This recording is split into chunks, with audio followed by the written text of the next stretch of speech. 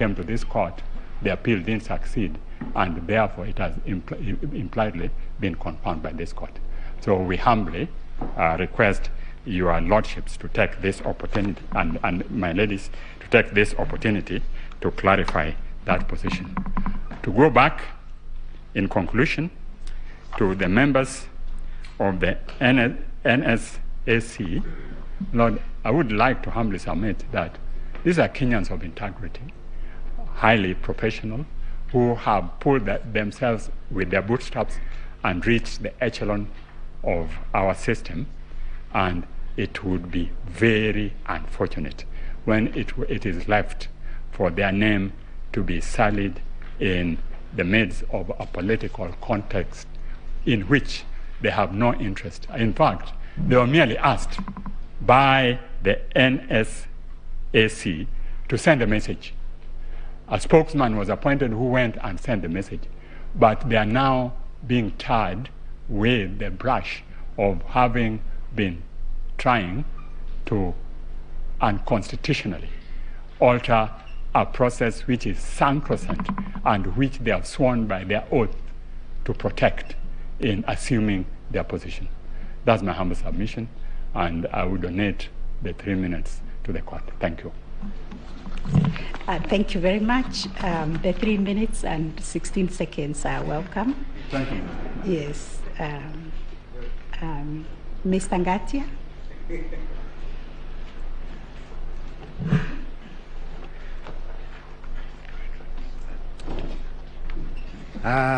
Thank you, Madam President. Please first allow me to introduce the lawyers who have burned midnight hours to present so many affidavits before you. My name is Ngatia Frederick.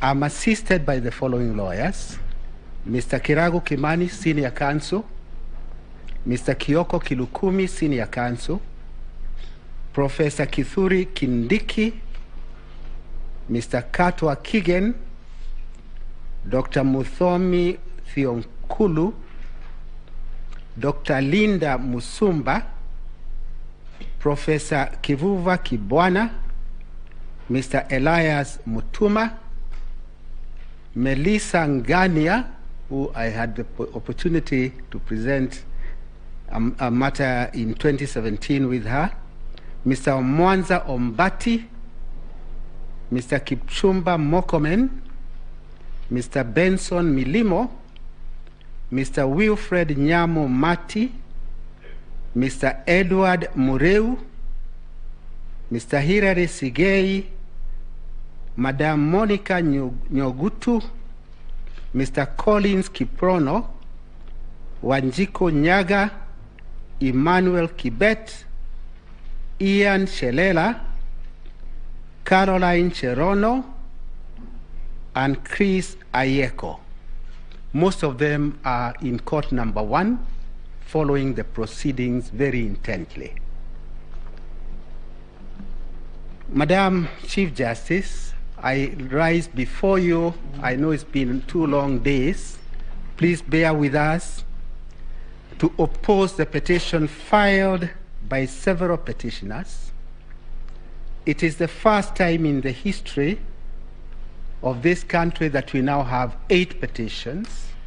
It must be a new strategy to disable the president-elect to mount a defense against 8 petitions within 4 days. But we didn't manage the impossible, and we now present our defense as follows. First and foremost, my lords, let us appreciate that these consolidated petitions arise from a presidential electoral contest. It is an electoral contest. Ideally situated, or it should ideally be resolved by electorate, the Kenyan voters, not by a court of law. But because it is also part of the constitutional structure of this country, this Honorable Court is granted original jurisdiction by the Constitution to resolve this contest.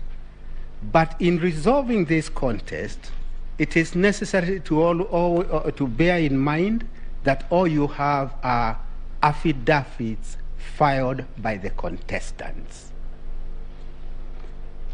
The difficulty with affidavits is that one can structure fiction and peddle it as a pleading, as I'll be demonstrating. I will start with Article 38 of the Constitution, because to me that is the beginning of an understanding of this contest. Article 38 is the one that empowers a Kenyan to vote by secret ballot. And that simple sentence can be broken into three or into two parts. Voting by secret ballot, meaning it confers on the individual power to exercise a freedom of choice, unhindered by anything. Number two, or the second part of it, the vote gives the citizen a power or a badge of dignity for self-actualization. Self-actualization in the sense that a voter is entitled to vote for a candidate of their choice. Article 38, to my understanding, therefore becomes the beginning of the understanding of the correct situation that is before this court. It is common ground, and this is important, my lords, that on 9th August, voting took place everywhere in this republic. There is not a single place that presidential election was not held. Even in Kakamega, Mombasa, presidential elections were indeed held. There is no area in this country that did not participate in that voting. Accordingly, legitimacy, I go to the next point, legitimacy of any electoral victory is predicated on the fact that voting did in fact take place.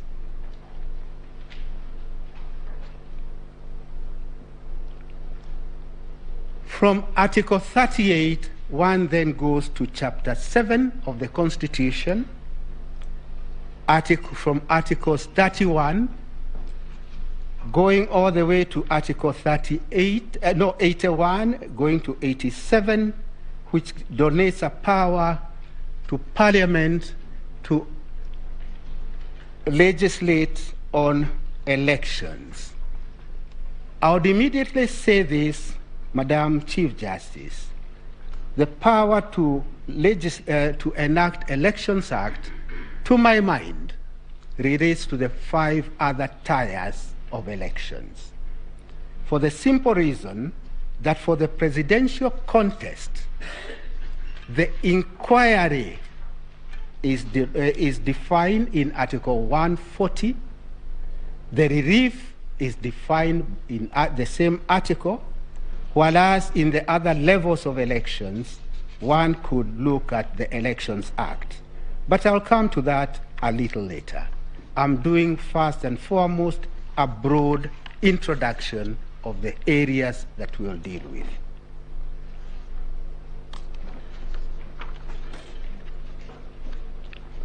As I indicated, the scope of inquiry of a presidential contest is defined in Article 140. Before you are 8 petitions. They have mutated. Now they are 7. Oh, very well. Thank you. They have mutated to a large extent, particularly the primary petition.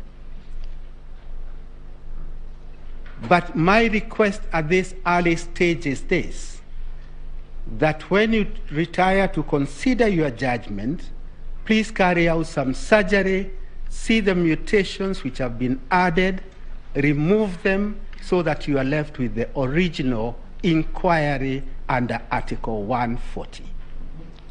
Why it is necessary to do so is because other things have been infused in this inquiry, like who is to be punished, who is to be castigated.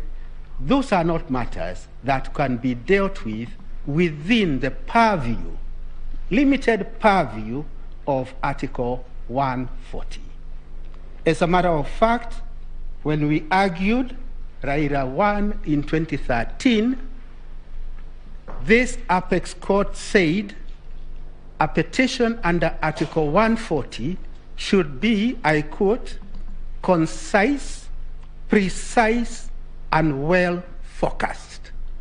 Well-focused. It cannot be a meandering, never-ending saga involving other persons other than the inquiry which is specified in Article 140. As I indicated, since elections were held everywhere, that legitimacy then translates to the following. The people of Kenya did express their sovereign will. They did express that on 9th, and what is now under inquiry is whether that sovereign will by the 14 million Kenyans is to stand unhindered, or whether this court would consider any other remedy other than upholding the sovereign will of the voters. Madam Chief Justice, just barely 2 years ago, Ghana was in the same position that this court is in. They held their elections. A presidential candidate went to the Supreme Court. Identical complaints were made. Complaint number 1, ballot stuffing. Complaint number 2, votes ought to have included rejected votes. Identical with the complaint before you. Complaint number 3, the chair lady was not being fair to the losing candidate. Identical things. And what is now happening in this new space is that we are all getting the drafting skills of our colleagues in other jurisdictions. Dumping and staging, we learned of it in America not too long ago. It is now before you. Ghana, 2 years ago, had identical complaints with the complaints which are before you. I pause before I go to the Ghanaian way of resolving this dispute to acknowledge my good friend, the team leader, Mr. Senior Counsel Orengo. He started by saying his case is not based on conspiracy. And he had to do that disclaimer for a good reason. It is the reason that, other than conspiracy, there is no case. And I'll come back to that in a moment. I go back to Ghana. Ghana considered all the evidence that was adduced, and the Ghanaian Supreme Court came to this conclusion, that the work of the court in a contest of this kind is to look for a substantive truth. I underline the words substantive truth of the elections. Look for the substantive truth of the elections. That's their Ghanaian approach. Then if you look at the you are able to ascertain the substantive truth of the election, then the next very important values, they call them values, is to try to get finality and stability. Substantive truth of the elections. Next layer, finality and stability. Why is there need for finality and stability? The whole purpose of these elections is actually to underscore our democracy, to have a government in place for the next 5 years, and then we'll have yet another round of seeking the voters' validation of who will form government. I emphasize the finality and stability because at the end of this contest, what will be bothering this honorable court, if I dare say so, it is what are the reliefs to be given. Elections are carried out by our good Kenyans. I said in 2013, I repeat it again, we are unable to inculcate amongst ourselves the culture of accepting the electoral results. We are just unable to do that. Maybe it is in our psyche, maybe it's in our makeup, but we are unable to do that. Because we are unable to do that, we must then come to this honorable court to try and resolve that dispute in a very unfair way, because the dispute ought to have been resolved by the electorate. In my submission, when you look at this case, devoid of lawyers' arguments, you find it is based on certain planks. Plank number 1, Form 34A was hijacked mid-air,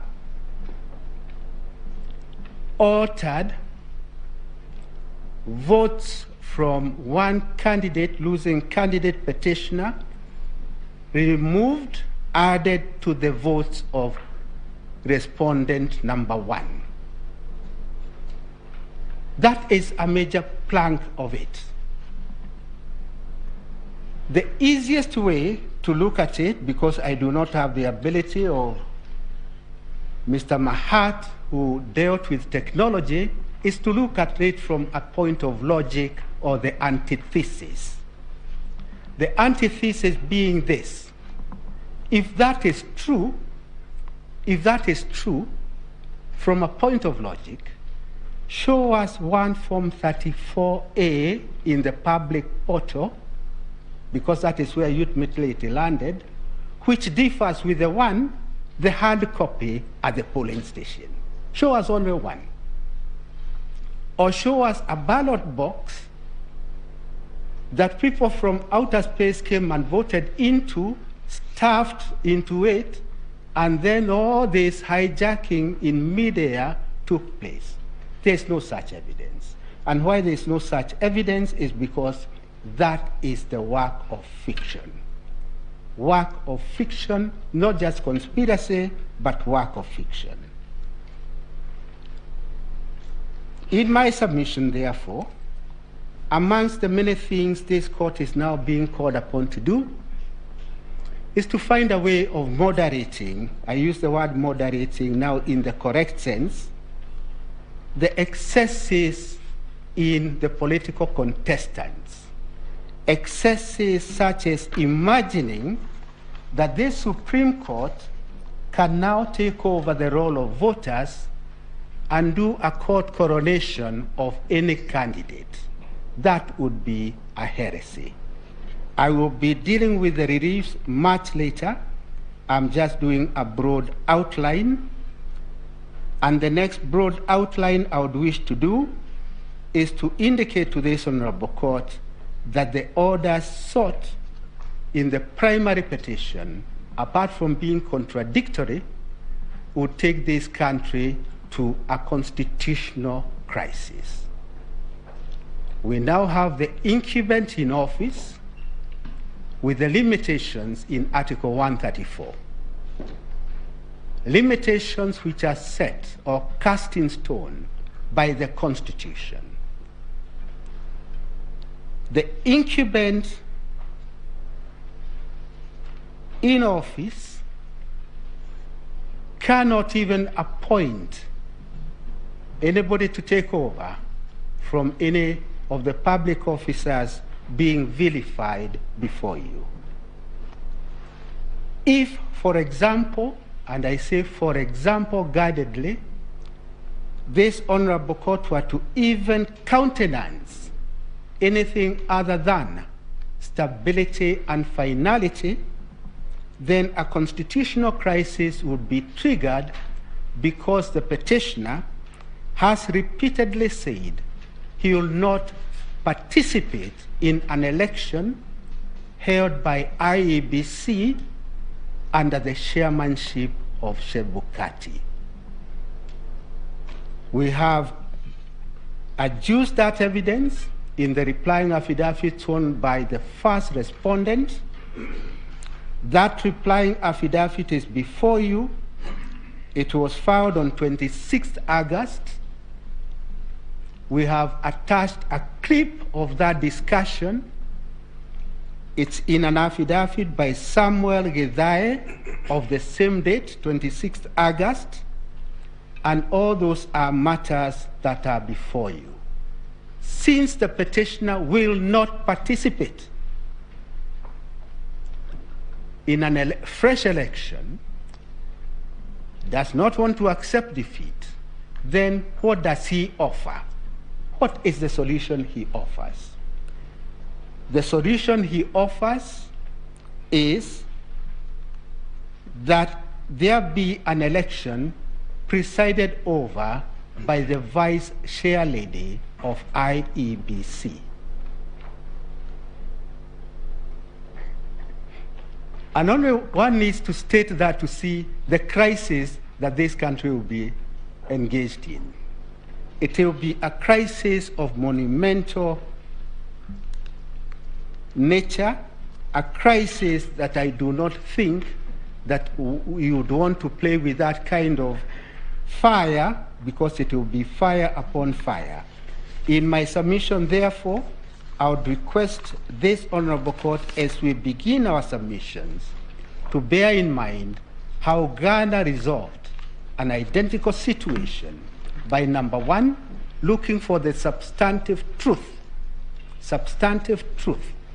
and then immediately that should trigger a relief which is finality and stability. If this honorable court were to do that, I see a future for us. Any other solution, the crisis offered by the petitioner cannot be a crisis that this court can countenance, because your fidelity is not to anybody other than the Constitution. Since your fidelity is to the Constitution, I dare say then the reliefs that you could consider are the reliefs within the constitutional structure of this republic. With those comments, Madam Chief Justice, allow me to invite the first counsel to present, who is my good friend, Mr. Katwa Kigen.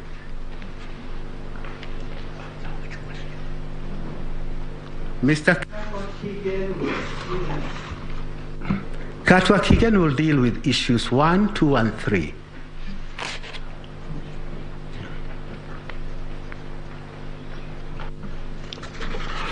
May it please Madam President, my ladies,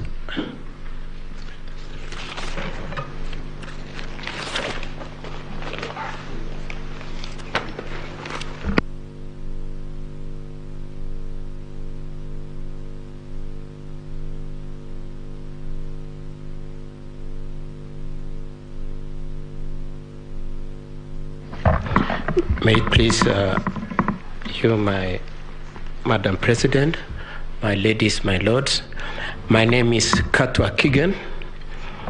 I propose to deal with issue number 1, 2, and 3 And may I indicate that in dealing with those three issues, I'll be dealing with them together with Dr. Mudomi. My lords and my ladies, the three issues are to this effect. The first issue relates to the integrity of the technology, and the wording of that issue is whether the technology deployed by IEBC for the conduct of 2022 general elections met the standards of integrity, verifiability, security, transparency to guarantee accurate and verifiable results. The second issue relates to the question of whether there was interference with transmission, and it is to the effect whether there was interference with the uploading and transmission of Form 34A from the polling stations to the IEBC public portal. And the last issue that we will be dealing with Dr. Mudomi is the question of whether there are differences in Form 34A, and the wording is whether there was a difference between Form 34A uploaded to IEBC public portal and the Form 34A received at the National Tally Center and Form 34A issued to the agents at the polling stations. Now, my lords and my ladies, some of the issues that I will be discussing, or rather some of the issues we'll be discussing with my learned colleague, are issues that have been discussed, but we must mention them, especially considering what the petitioner in the petition that we are dealing with, the one by Honorable Raila, states at paragraph 35 of his petition. And in that petition, I'm just reading the second sentence of that plea, where he states, the evidence shows that the acts complained of were committed by third parties, senior employees of IEBC, acting in connivance with the second respondent in order to achieve a predetermined outcome in favor of the ninth respondent, and the ninth respondent for purposes of this petition is the first respondent. And so we are coming from the position that we maintain and insist that there was nothing that the first respondent did that could be said to have exceeded or to have amounted to collusion with the IEBC. And I would like to start my submissions by reference to the issue of Form 34A and what the first respondent and the second respondent did. My lords and my ladies, in Mainakia it was determined that Form 34A is for all practical purposes cast in stone. What Form 34A contains is the last word in respect to the wishes of the voters in the given polling station. And if it has to be in any way impeached, it is only when it has been brought to court. And so in recognition of that, the first respondent, as allowed in law, availed his agents at the polling stations to participate and watch over the process of the elections. And we wish to emphasize that the place of agents is a very material part of this petition. It is going to be a very important issue in your determination of this petition, because the bulk of the evidence in respect to the issue of Form 34A in this petition is the allegation by one Arnold Ochieng, an advocate, saying that he received Form 34As, which showed that the data in the Form 34A in the public portal, the data in Form 34A that the agents of the petitioners had, and the data in Form 34A that were brought by the returning officers to the National Tally Center were different. And so the question of whether or not there were agents, whether they could be trusted, and so on and so forth is important. But for purposes of the first respondent, we wish to maintain the position that he had agents and those agents are failed to him from 34A through his lead agent. And after the Form 34As had been filled at the polling station, and all the agents available had been invited to endorse and confirm that the data captured in the Form 34A were true and accurate. After that had been done, the first copy of the Form 34A was then transmitted to the National Tally Center, the public portal. The other one was then taken to the National Tally Center. Now, I just want to emphasize two issues in that. One is that both the parties for the petitioner and the parties for the first respondent, had a chance to participate. The second thing I wish to emphasize, my lords and my ladies, is that in the entirety of the petition, none of the Form 34As at the point of the polling stations have been presented as having been challenged at any point. So that then the irresistible conclusion that should be made from the point at which the Form 34A originates is that those Form 34As represented an accurate state of affairs at the polling station, both in terms of data and in terms of the integrity of the process of voting and the counting of the votes. And as I said, then the Form 34As find their way to the National Tally Center, both in terms of transmission and the physical delivery by the returning officer. Again, agents for both parties were given a chance, and as allowed in law, the first respondent made sure that he had representation of his agents and has presented some of those agents to vindicate and verify that the data that was eventually verified at the National Tally Center were the accurate data of what happened at the polling station and passed on to the National Tally Center. I would like also to emphasize that the two things that were supposed to be done at the National Tally Center was to determine the data, and secondly, to establish the security features of the Form 34As. Having said that, my lords and my ladies, and considering that especially at issue number 3, your attention is on the propriety and the integrity of Form 34A, I must submit that the petitioners have not adduced any evidence of any challenge of any Form 34A at any point in the national tally. And this is the second chance they have, having had an initial chance at the polling stations. There is none of the Form 34As that have been challenged. It is with this state of affairs then, and as a result of this process, that eventually we have the declarations of the result coming out to indicate that the total valid votes cast were 14,213,027, being a product of a process that was interactive and where all the parties were involved. It is a product of this process also that comes out with the result that the first respondents' total votes were 7,176,141. Now,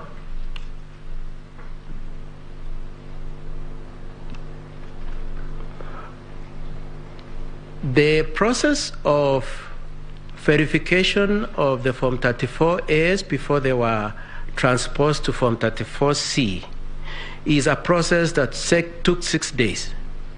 And over the period, all the 6 days, my lords and my ladies, as I already indicated, there was no objection to the verification of the Form 34As. It is our submission, my lords and my ladies, that the petitioner, through his agents, were happy with the process up to the last minute when the tallies were done, and it reflected a win for a party other than the one they wished.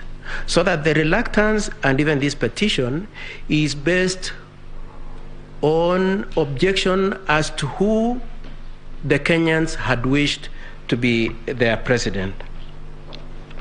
Having said that, then I would like to move on to the main party who has challenged Form 34A.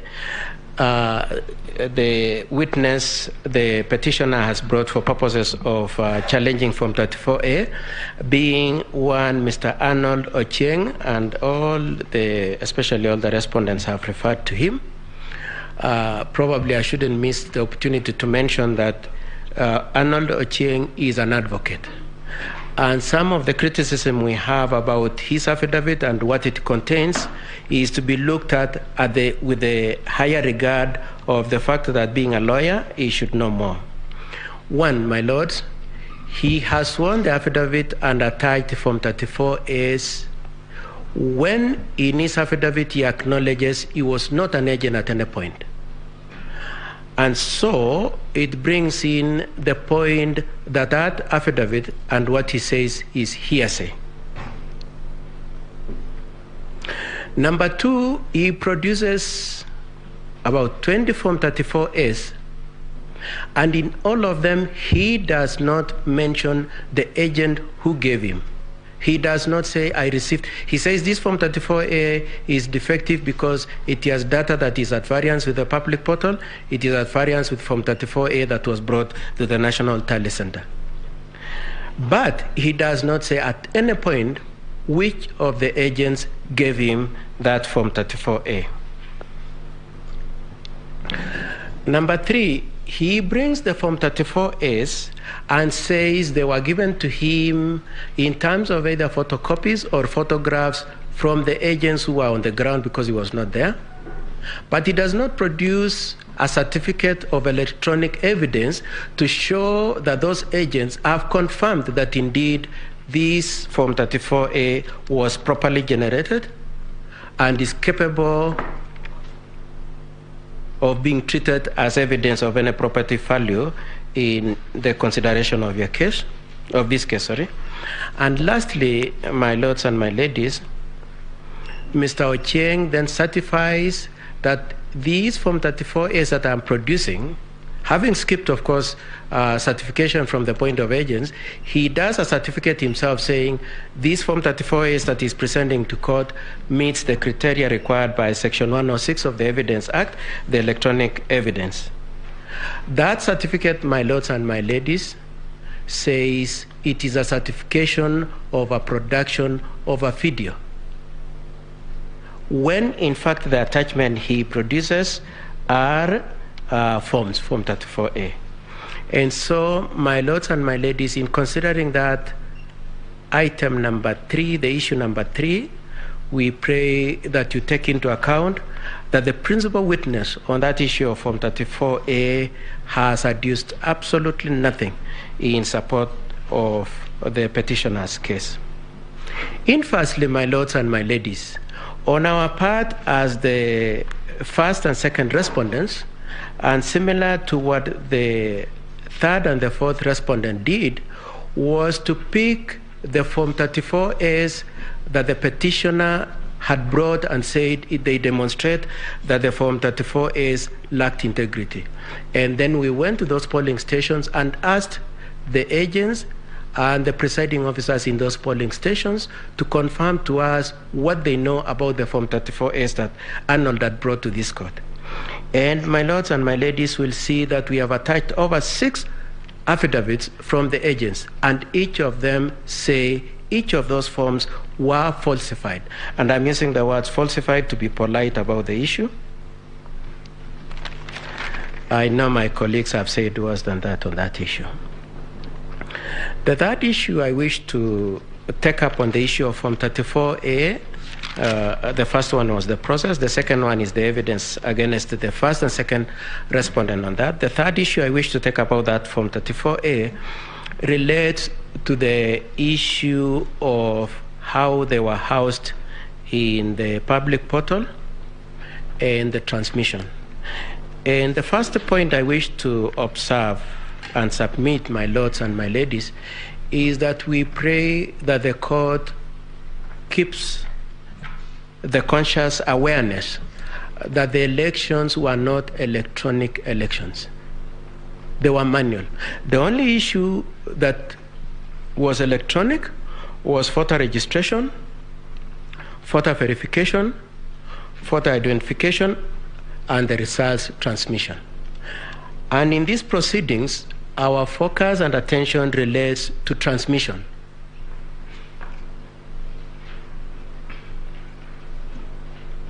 Having said that then, my lords and my ladies, we pray that the court takes in on board the point that is made in Section 39 of the Elections Act, Section 39, 1F, and the decision of this court in Odinga 2013, paragraph 237.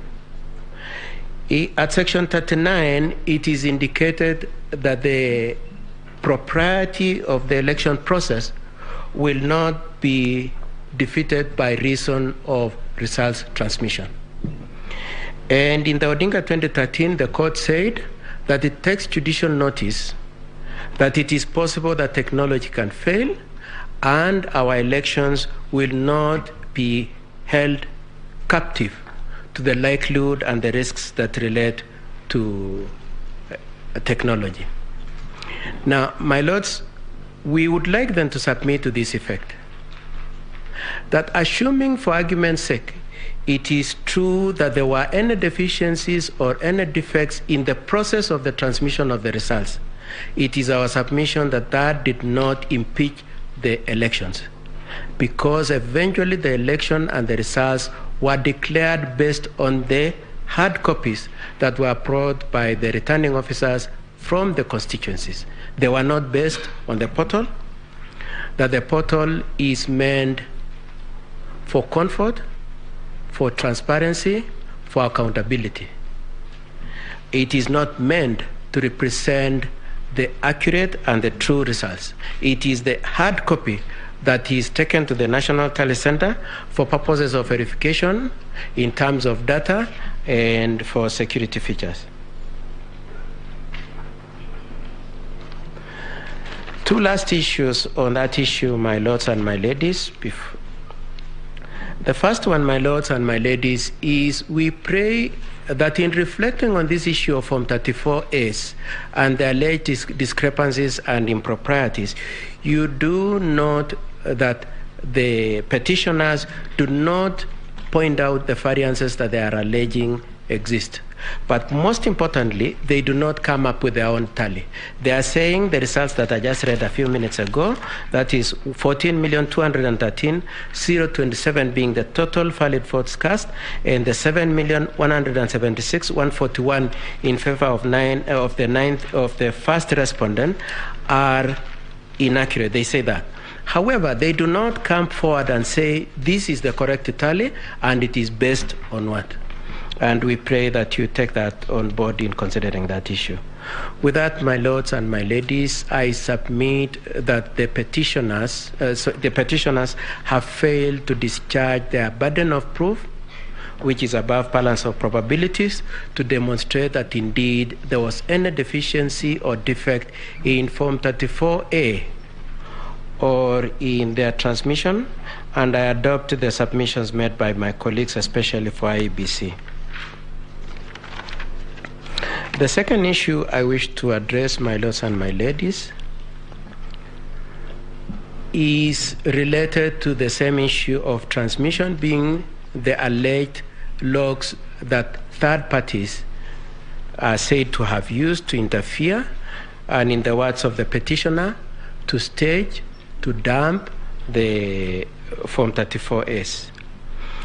And my lords and my ladies will notice that in support of this contention, the petitioners are relying primarily on two affidavits, one by John Kidongo and the other one by Benson Wesonga. And the chain of events is to this effect. John Kidongo swears an affidavit that he sat in some discreet place. He says somewhere in Karen.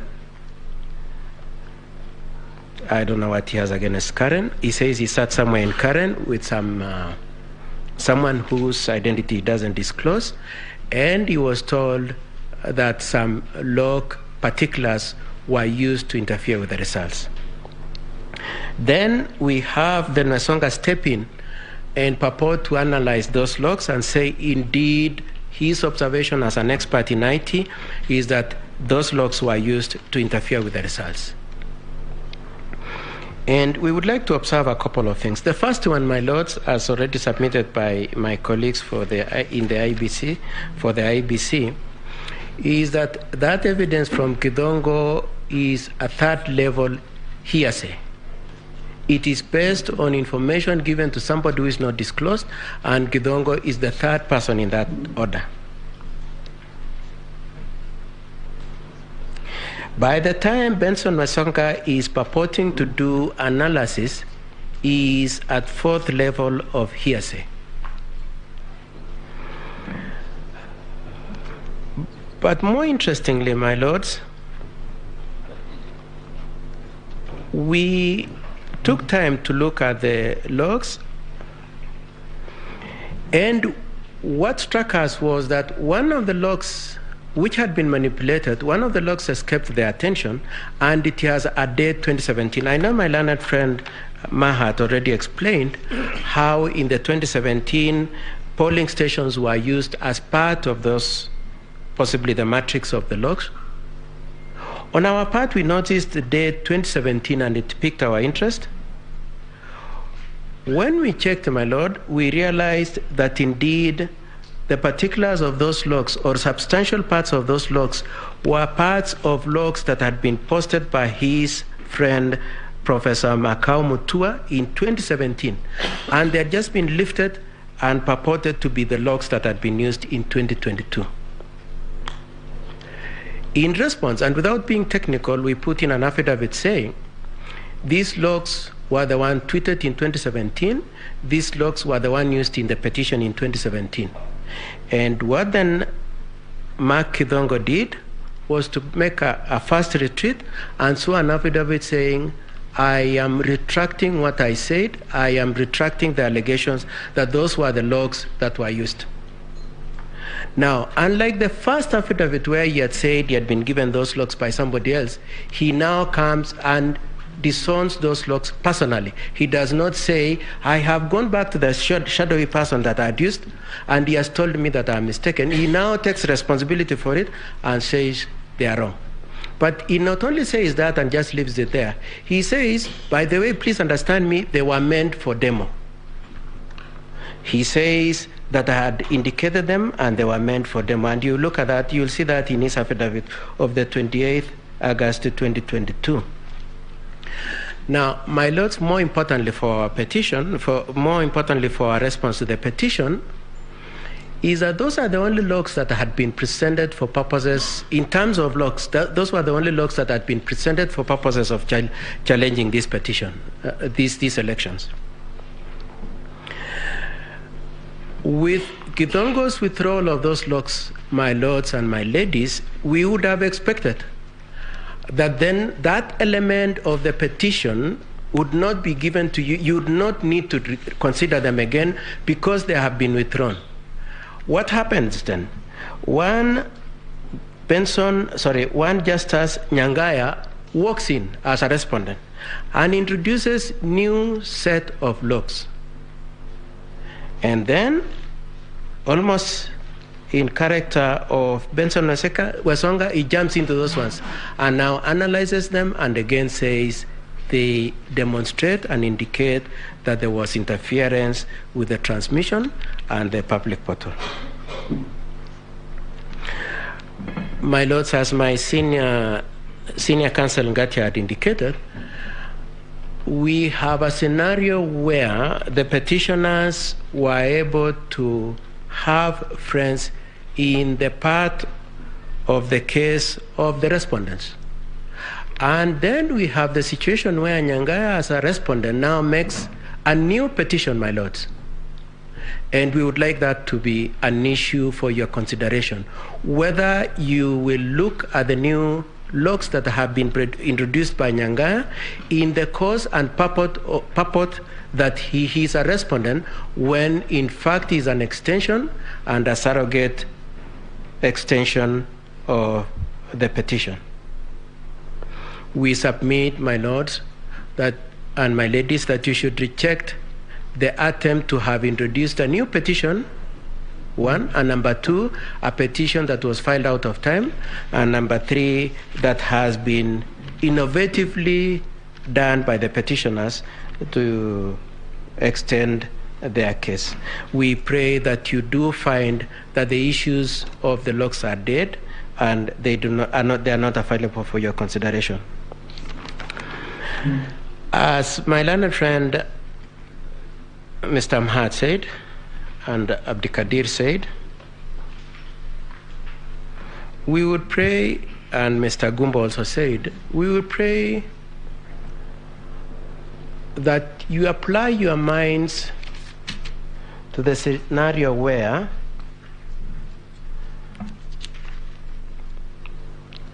parties come and present to you petitions purporting them to be well-founded when in fact they are based on falsehoods, my lords. And my lords, we challenge you to exercise your capacity to be annoyed at this kind of conduct. Lastly, my lords and my ladies, I have been instructed to also say something about the arguments made by my friend Omutata in petition number 7, in which he argues that the data shows that indeed none of the contestants achieved more than 50+1. And I just want to say three things, my lords and my ladies. Number one is that Omutata, in paragraph 14 of his petition says the 65.4% that he's using was picked on the 9th of August to 2022. My lords, as Mahad already explained, that figure kept changing, as by close of day on the 9th of August it had changed to 64.6, and by close of all the data it was 64.7. My lords, he used a percentage that was not static but was moving. The second thing, my lords, is that he used the wrong denominator. He calculated his data using the total registered voters as opposed to total registered voters in respect to the KIMs that had reported their data. And I think Mr. Mahad already explained that very well. And for all those reasons, my lord, we pray that you do not come to any temptation that indeed the 9th respondent did not achieve 50+1, but indeed to adopt the calculations as done by IEBC. Thank you very much, my lords. I pray and request to cede ground to my friend, Dr. Thiongolo.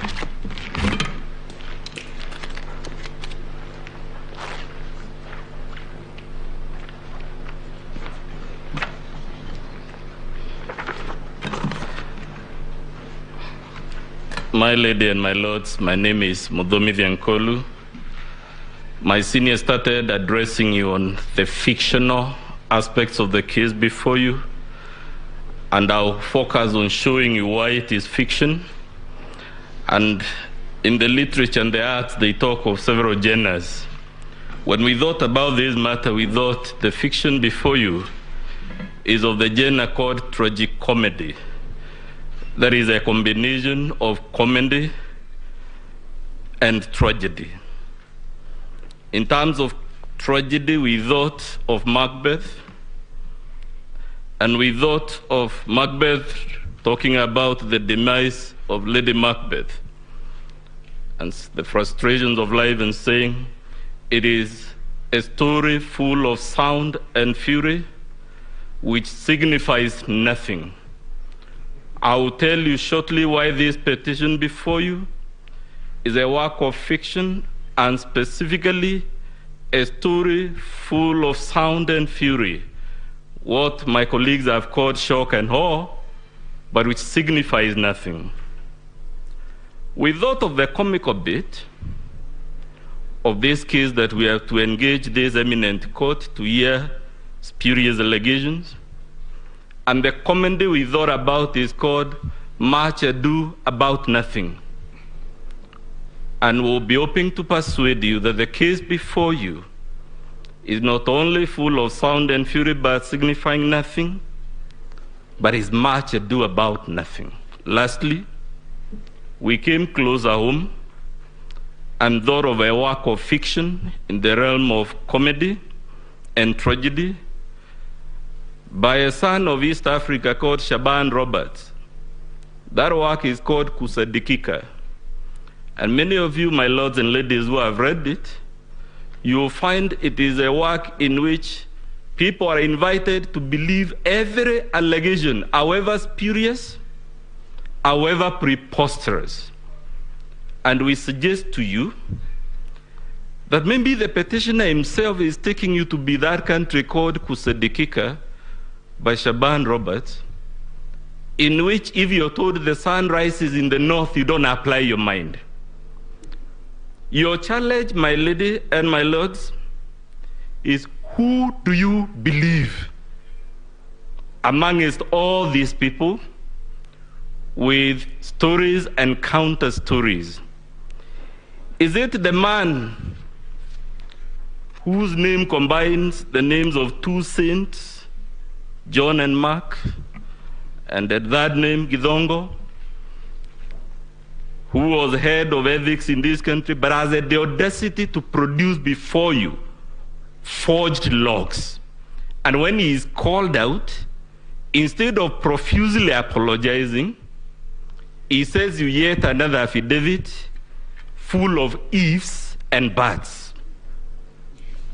Is it Arnold Ochieng Oginga, advocate of the High Court of Kenya, a learned man, to be fair, but who produced to you documents that were disowned by all the presiding officers, and documents he hasn't told you where he has found them, and which my classmate Mr. Mahat was able to show you have actually been doctored to fit into the narrative of the fiction?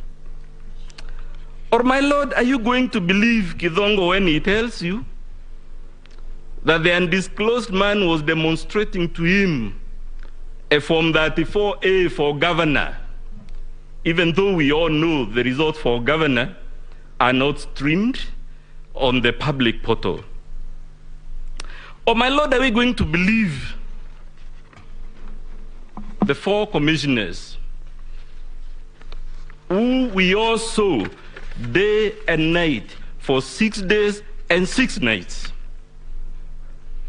I use the word deliberately, my lady, because we never left our TV screens. 6 days, 6 nights.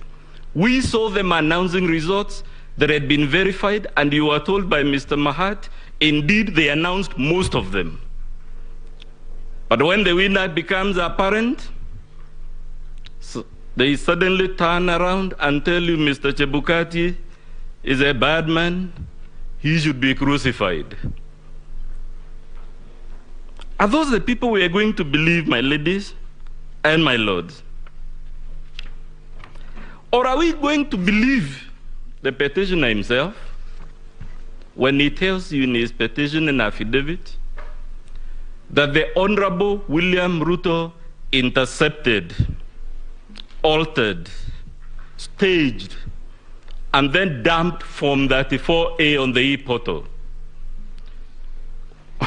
My lady, why we thought this was the most elementary attempt at the fiction, if you do your math, what the petitioner was telling you is that the Honorable William Ruto was intercepting and changing on average 23 Forms 34A per second in the span of 8 minutes that he claims we staged, dumped, and altered over 11,000 Forms 34A. A question was asked yesterday, my lady, how do you and when do you change a Form 34A? And I will invite you to note from the structure of that form that most of the data comes pre-printed.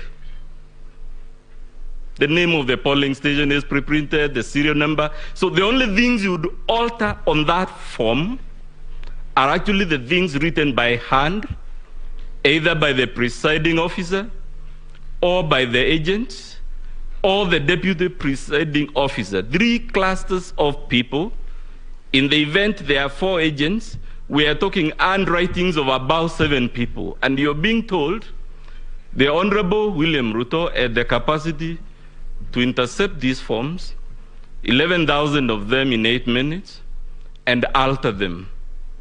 It is in the realm of fiction. And I suggest perhaps politicians should stick to politics and leave fiction to artists.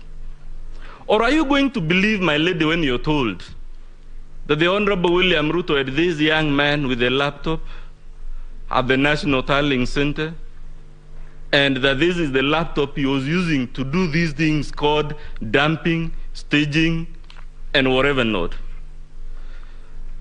I think we may have our own views about various citizens, my lady and my lords, but I am struggling to understand who is this fraudster that would walk to a laptop not in some remote place, some inaccessible place where all he has is the network, but he would go to the National Tallying Center with a laptop, and the only reason he has that laptop is to intercept results in the full glare of our TV cameras, in the full glare of all those security men and women that are in that tallying center, under the eagle eye of all the agents. It is simply spurious.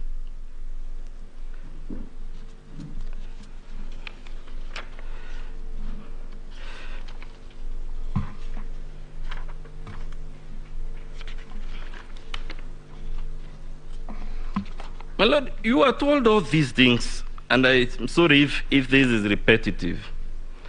The least we would expect is you to be shown a Form 34A that was altered, and not the ones they have cooked as a work of fiction. The least we expected is for them to tell you which are the polling stations in which this interception, staging, and dumping occurred. In short, my duty, my lady and my lords, is to tell you, even if you are to look at this case with your most magnanimous and generous set of eyes, even if you are to be as benevolent as Father Christmas, the verdict you would return is that this case before you is a story full of sound and fury, but which signifies nothing. The case before you is much ado about nothing, and you must tell the petitioner, this is not the Supreme Court of the Republic of Kusadikika. It is the Supreme Court of the Republic of Kenya. It is to be expected that when you move this solemn court, you don't put us in exercises that leave other civilizations wondering why we have to waste the time of the Supreme Court, or God forbid, even the small claims court, dealing with allegations of the type before you, which cannot be believed even by the most gullible person. Let the works of fiction be left to Hale Grissom, James Adliches, James Bond. This is a solemn platform. I regret and I pity all of us that we came to deal with such a spurious matter. Thank you very much.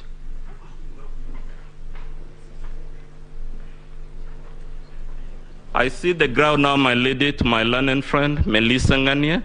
She'll take over on issue number 4 and 5.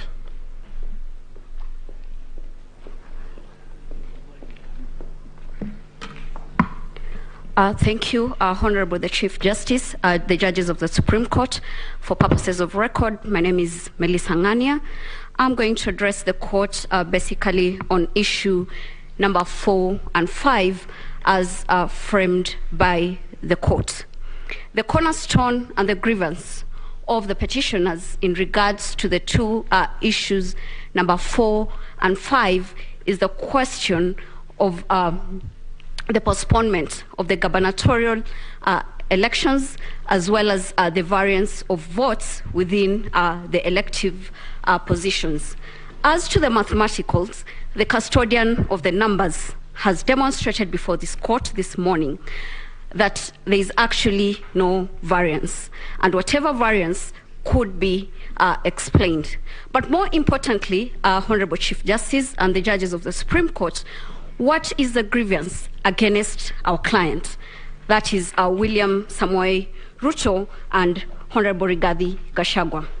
I would pick the choice of words as pleaded by the petitioners for obvious reasons. This is an election petition, a presidential election petition that has the crust of proving its standard to the required well laid down principles in law. Now, this is what one Celestine Anyango tells us. She tells us that the grievance against my client is that a pattern throughout the country where the 9 respondents appears to benefit from a fraudulent paddling of votes in violation of the law. They are not sure of that. They've not laid credible, tangent evidence as to the paddling of that votes to the benefit of our clients in this respect to warrant this court to annul the elections as conducted. But what is more disturbing is the position of the Kenyan voter. As laid down by my senior counsel, Fred Ngatia, that is to be found under Article 38 of the Constitution. But more importantly, we have a history as a country. We are a country that has been privileged to legislate on each and every issue that has been litigated before these courts. We are a country that even legislates on the time between which a president should be sworn in office, for obvious reasons, because of the history that has culminated around our electoral law jurisprudence. Now, the appreciation of the cornerstone of Article 38 then would seek refuge in the Constitution of Kenya Review Commission. This court, in the famous BBI case, categorically stated the history behind our constitutional making process. I'll not wish to regurgitate the same, but I'll beg the court, when you retire to write your judgment, to adopt your paragraphs of that decision, paragraph 415 to 441 in that respect. Again, Honorable Chief Justice and members of the Supreme Court, judges of the Supreme Court, then what culminated to the Article 38 of the Constitution. In the final review, for us to get the gist of the Kenyan voter, because all that we are trying to help this court to realize is that what was the will of the Kenyan voter as expressed in Form 34A. And the Kenyan voters said what they wanted, and that is to be found under page 51 to 52 of that report. Now, coming to my submissions on Article 38 in that respect, their views were finally codified in our Constitution under Article 38 in that respect. For purposes of emphasis and so that we do not lose the trajectory of the Kenyan voter, this is what Article 38, Clause 3 says. Every adult citizen has the right without unreasonable restrictions. That is the underlying word. The Kenyan voter wants to vote without unreasonable restrictions, to vote by secret ballot in any election or referendum. What we've been told is that there has been the restrictions of postponement of gubernatorial elections. There have been the restrictions of what happened in Bomas. A Kenyan voter is not interested in that. They want their vote to be traced, and traced with the precision that is required. How then do you trace the vote in that respect? Form 34A becomes crystal clear. The petitioners have not challenged Form 34A in that respect, so that the votes that were cast and tabulated in that respect remain unchallenged. And where they have challenged, we have demonstrated before this court that it is unfounded, it is based on generalization, and it is based on conjecture. It cannot stand the test of what a Kenyan voter would want. More importantly also, Honorable Chief Justice and members of the Supreme Court, is that how then do you establish other polling stations? Because the problem that we are having is that there are no agents who have demonstrated any problem with the voting at the polling station. Regulation 81 of the Election General Regulations provide what should happen after the voting has been conducted. That is, the valid votes to be put together, the rejected votes, unused ballots, and counterfolds. They are to be preserved for an election court. Nowhere have we been told that none of that happened, or that there was a problem with whatever happened at the polling stations. Honorable Chief Justice and judges of the Supreme Court, Justice Njoki Nungu in 2017, in her dissenting opinion, had this to say, that agents are a very important part of the electoral process. These are the agents of the different presidential candidates. Now, if they are not present to certify their role, they should then not blame any other person in that respect. We have established with our agents and filed the affidavits in that regard that indeed the Form 34As were issued to us, and it reflects what IEBC posted in the portal. The petitioners have not discharged that burden. They cannot now come back and say that they would want to challenge an election by failing to do that which they are required in law to do. What has happened? We've been told a lot of stories. We have 8 petitions, all trying to explain a lot of things. In my concluding remarks, I'll seek refuge in the Holy Book. In Proverbs 10:19, it tells us this: when words are many, sin is not absent, but he who holds his tongue is wise. They've had to use 8 petitions to say what they want to say. In those abundant words, then sin cannot be lost in that respect. It will be my humble prayer that the petitions before this honorable court be dismissed. I'll take this opportunity to welcome my learned senior, Professor Kithure Kindiki, to address you on the 6th issue. I'm most obliged.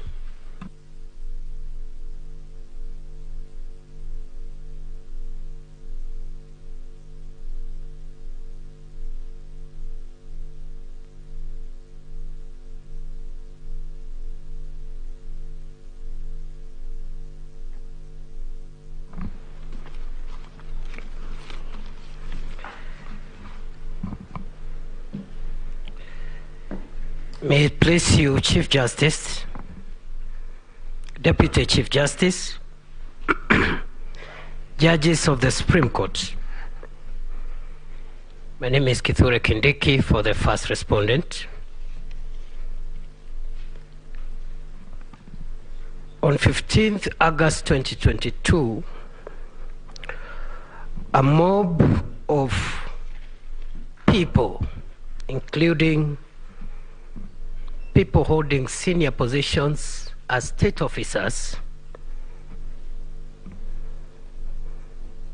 invaded the dais at the National Tallying Center of the presidential election at the Bomas of Kenya.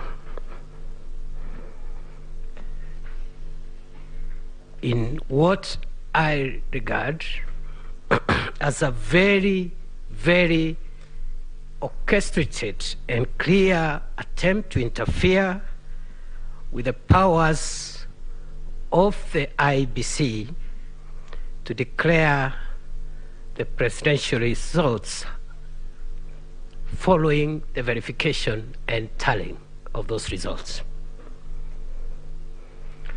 As a result, chaos erupted. Several IEBC commissioners, staff, and other people who were lawfully at the tallying center were seriously injured.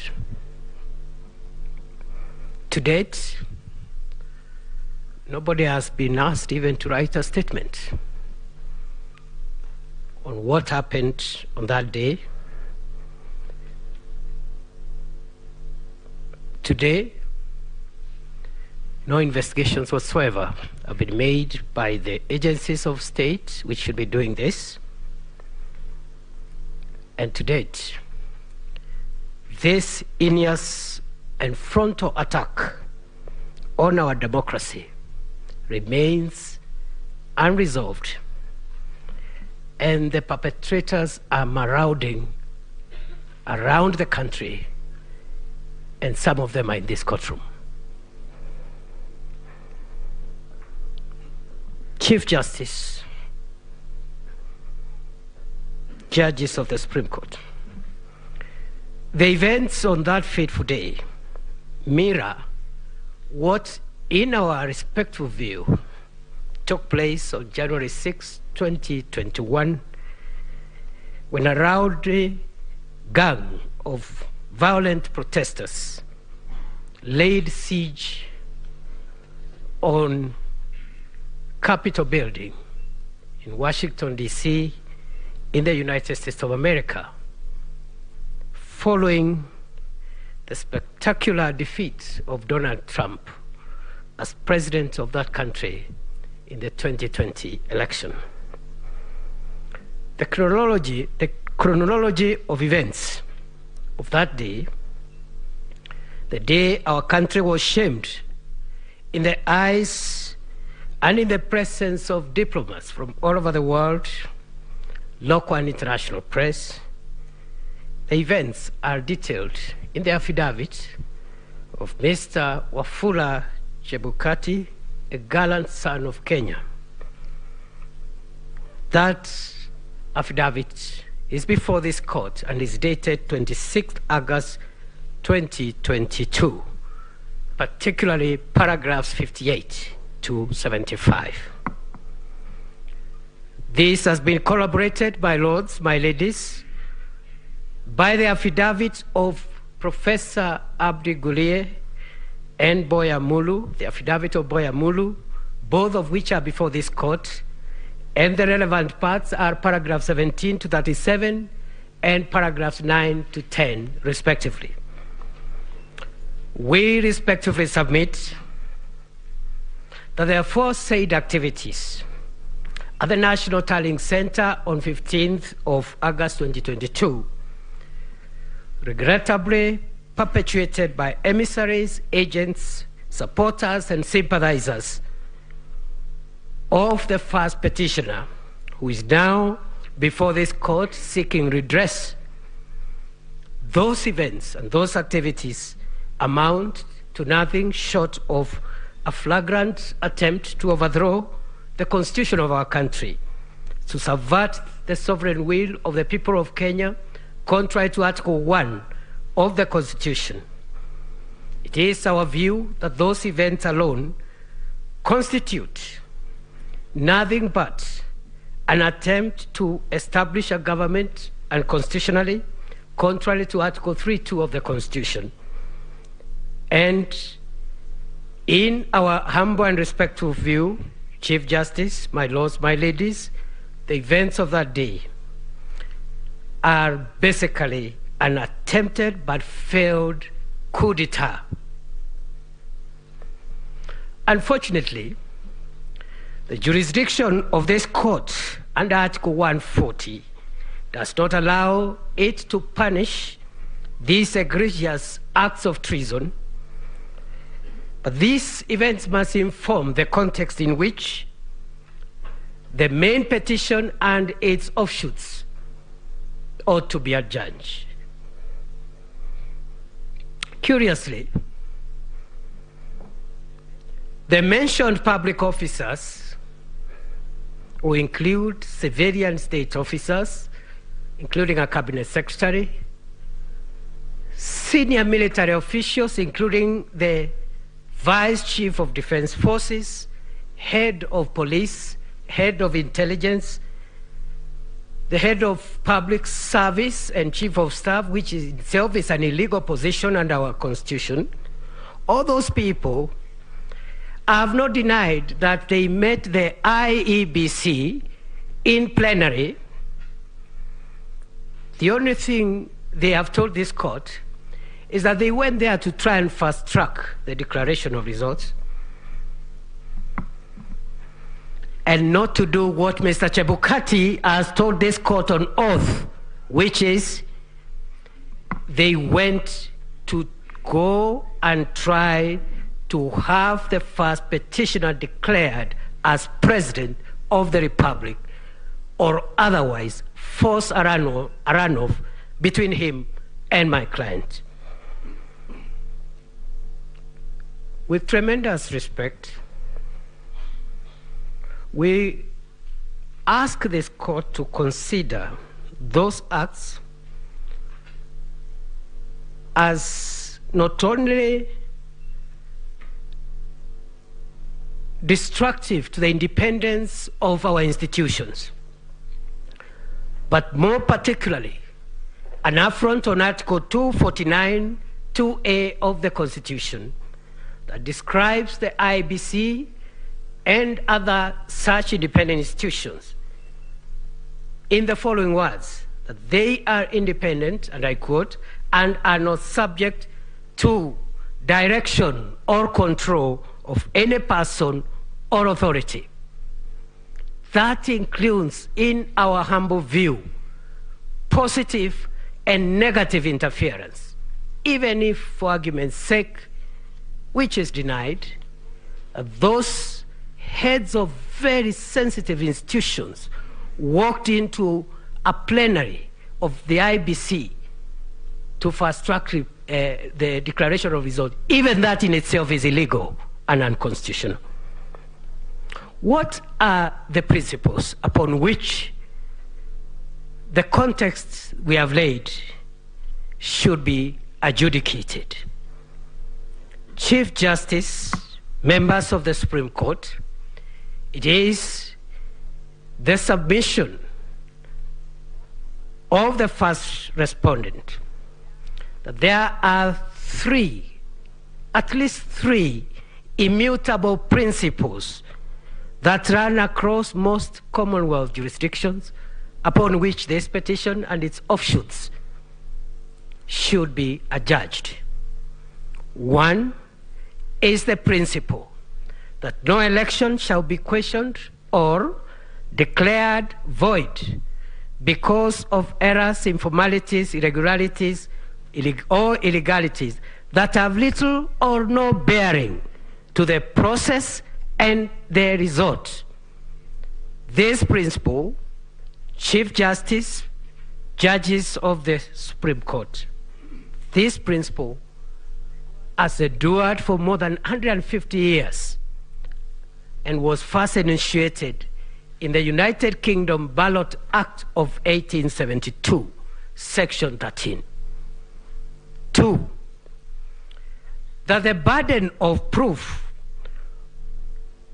in election petitions lies on the person who seeks judicial invalidation of the election, not on the respondents. This principle has been cited in one of the authorities we have relied in and already highlighted by learned counsel's senior counsel, Fred Ngatia, the case of John Mahama versus the Electoral Commission of the Republic of Ghana, 2021. Principle number 3, and this is specific to Kenya and the minor KI decision, The polling station is the true locus for the free exercise of the voters' will. And I'm shocked to see the petitioner and the latest pseudo petitioner, because when I listened to the Attorney General, with due respect, I clearly thought that we are listening to another petition, especially on the issue of Article 138.3c, despite the assurances that he was not opposed to any petition, and I think he fell short of saying he's supporting the petitions. What are the specific principles in the interest of time? The first one, those are the three are the general principles. What are the specific principles? One, and what I intend to demonstrate with these specific principles and the general principles is that the answer to the question on the issue number 5 is in the affirmative. That yes, the IEBC carried out verification, tallying, declaration of results in compliance with 138.3c and 138.10. These are the reasons. Number 1, the verification and tallying happened and was done by the chairperson, commissioners of IEBC and the staff at the National Tallying Center in the presence of the candidates of the agents of the presidential candidates. And this is in the affidavit of William Ruto, paragraphs in support or in opposition of the petition, paragraphs 18 to 20, and the affidavits of Veronica Nduati, paragraphs 7 to 14. Number 2, the IEBC complied because an interpretation to the effect that Article 138.3c refers to the 7 commissioners, or a majority of them, is inaccurate and pedantic for this reason, that the Constitution and the Elections Act attributes to the Commission certain acts that are eventually done not by commissioners, but by both the permanent and temporary staff of the IEBC at the polling station, at the constituency returning the constituency tallying center and county tallying center, and I dare say even at the national tallying center. And that explains why, for example, the Constitution in Article 86.5 and 86B and 86C talks about the commission, but the work eventually is done by returning officers and in the first instance by the presiding officers. C, B, and C of Article 86 of the Constitution, which is not speaking about the National Assembly election or any other election, but the presidential election. The actions of returning officers, presiding officers, are deemed to have been done by the Commission, and that explains our argument. Number 3, an interpretation to the effect that Article 138.3c refers to the 7 commissioners would lead to an absurdity in interpretation, because it is not humanly possible for the 7 men and women who are commissioners, however important they think they are, it is not humanly possible for them to tally results emanating from 46,229 polling stations across the country at the moment. Number 4, verification, tallying, and declaration was done because the right of franchise, Chief Justice, judges of the Supreme Court, this right in Article 38 of the Constitution cannot be subjected to the will, to the veto, or even to the ego of 7 men and 7 women. Even if, as they claim, they think they hold the constitutional veto to try and moderate or alter or balance the will of the people as expressed at the polling station and as received in original 39As. Number 5, verification, tallying, and declaration was done even I dare say, Chief Justice, judges of the Supreme Court, even for the 27 constituency results that were not verbalized, they were not announced verbally, but they were declared because they were posted in the website after chaos broke out at the National Tallying Center. I want to invite the court to consider, in interpreting whether what has been pleaded before this court in terms of what the commission did after that risk on life and limb happened, I want to plead and persuade this court to invoke, by way of analogy, 3 doctrines of law. The first one is the doctrine of frustration in the law of contract, where there are contractual obligations to be performed, but the contract is frustrated. Number 2, the doctrine of necessity in international law.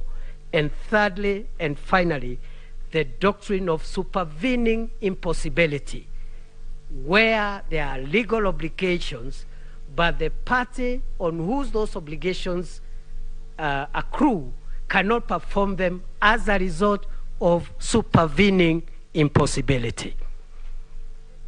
Chief Justice, my lords, my ladies, number 6, the IEBC verified and tallied and declared all the results because none of the 46,229 from 34As have been impeached.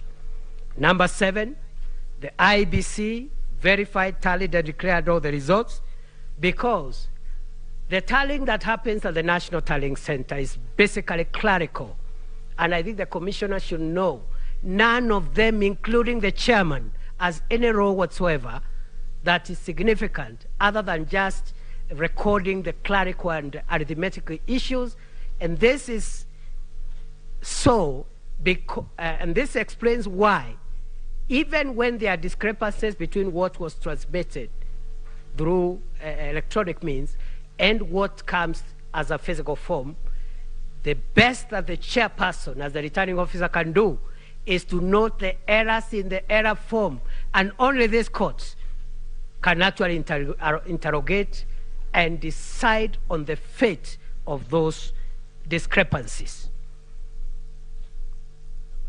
Number 8, verification, tallying, and declaration was done pursuant to 138.3C and 138.10 because an interpretation in the opposite direction would lead to a constitutional crisis where commissioners who think they have a role to veto and moderate the expression of the will of the people of Kenya in the vote can decide to form factions and have their own candidates, declare their own results, which they have verified in quote and tallied in quotes. Finally, Section 10, 11, and 11A of the Elections Act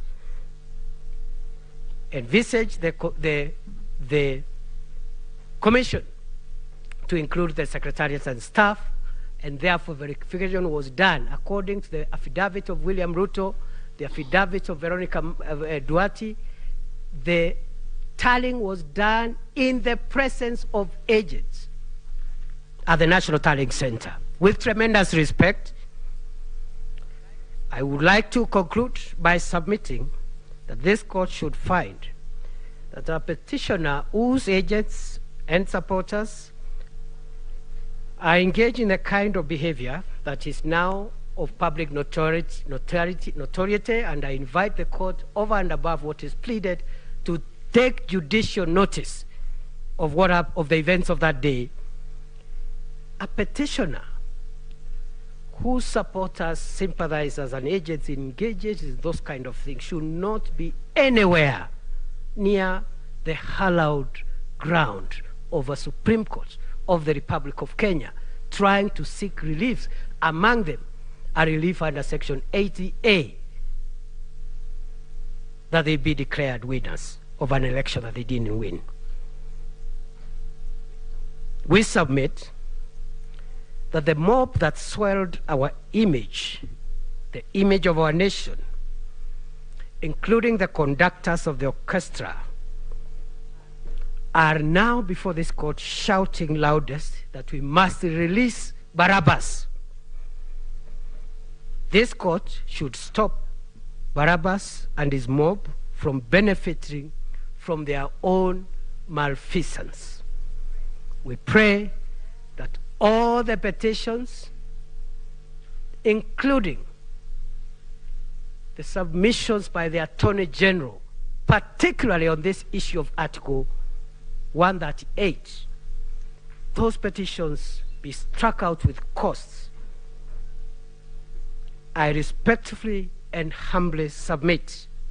And now, with the permission of the Chief Justice and the court, I yield the microphone to Senior Counsel Kirago Kimani to address the court and submit on issue number 7 and number 8. I thank you.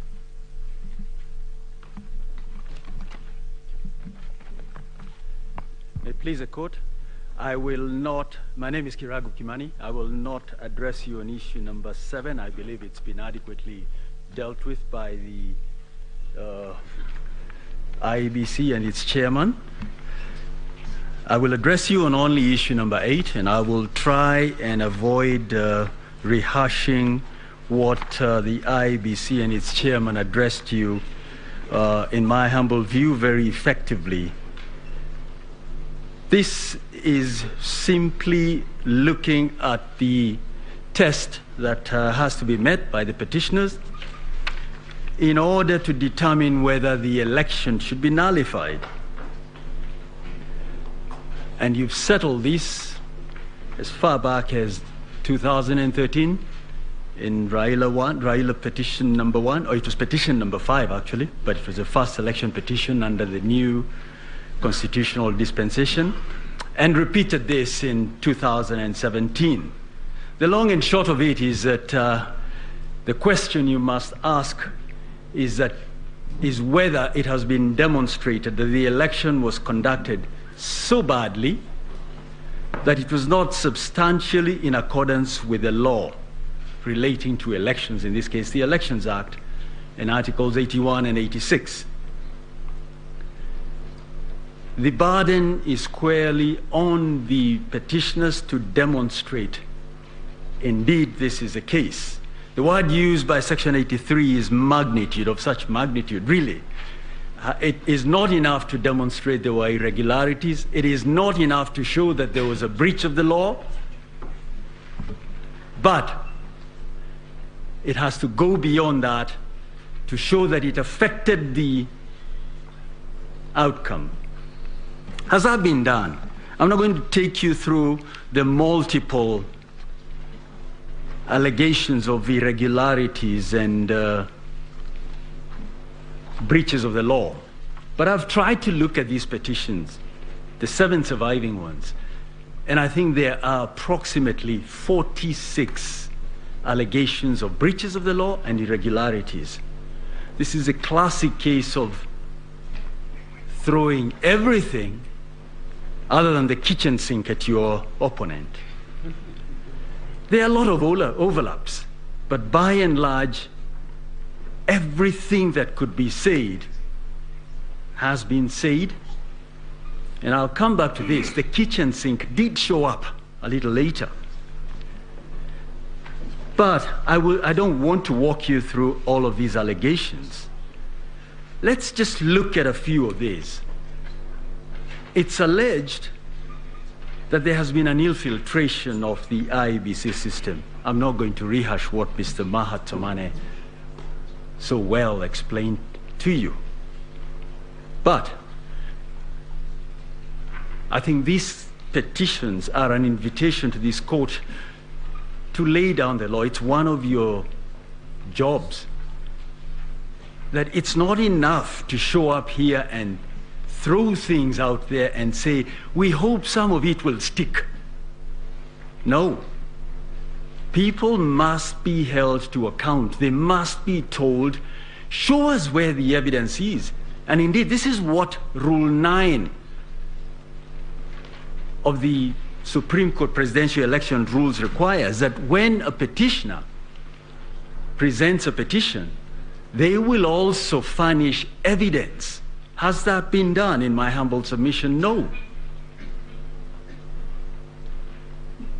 This evidence of infiltration, in the first instance, was put in various affidavits. John Mark Githongo, you've been told about how he recanted this.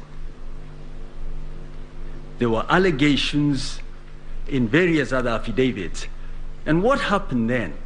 There was a robust response from the referee, the IEBC, and the first respondent.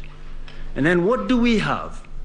We have a second burst of alleged evidence in the nature of an affidavit by George Njoroge.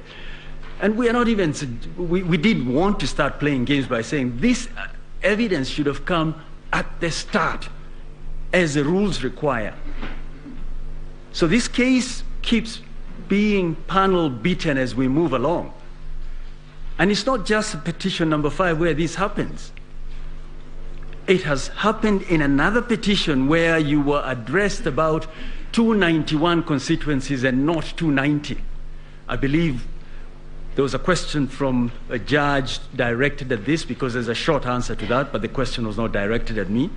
But that wasn't even pleaded. So what we have is a situation where you keep being told new things as we move along.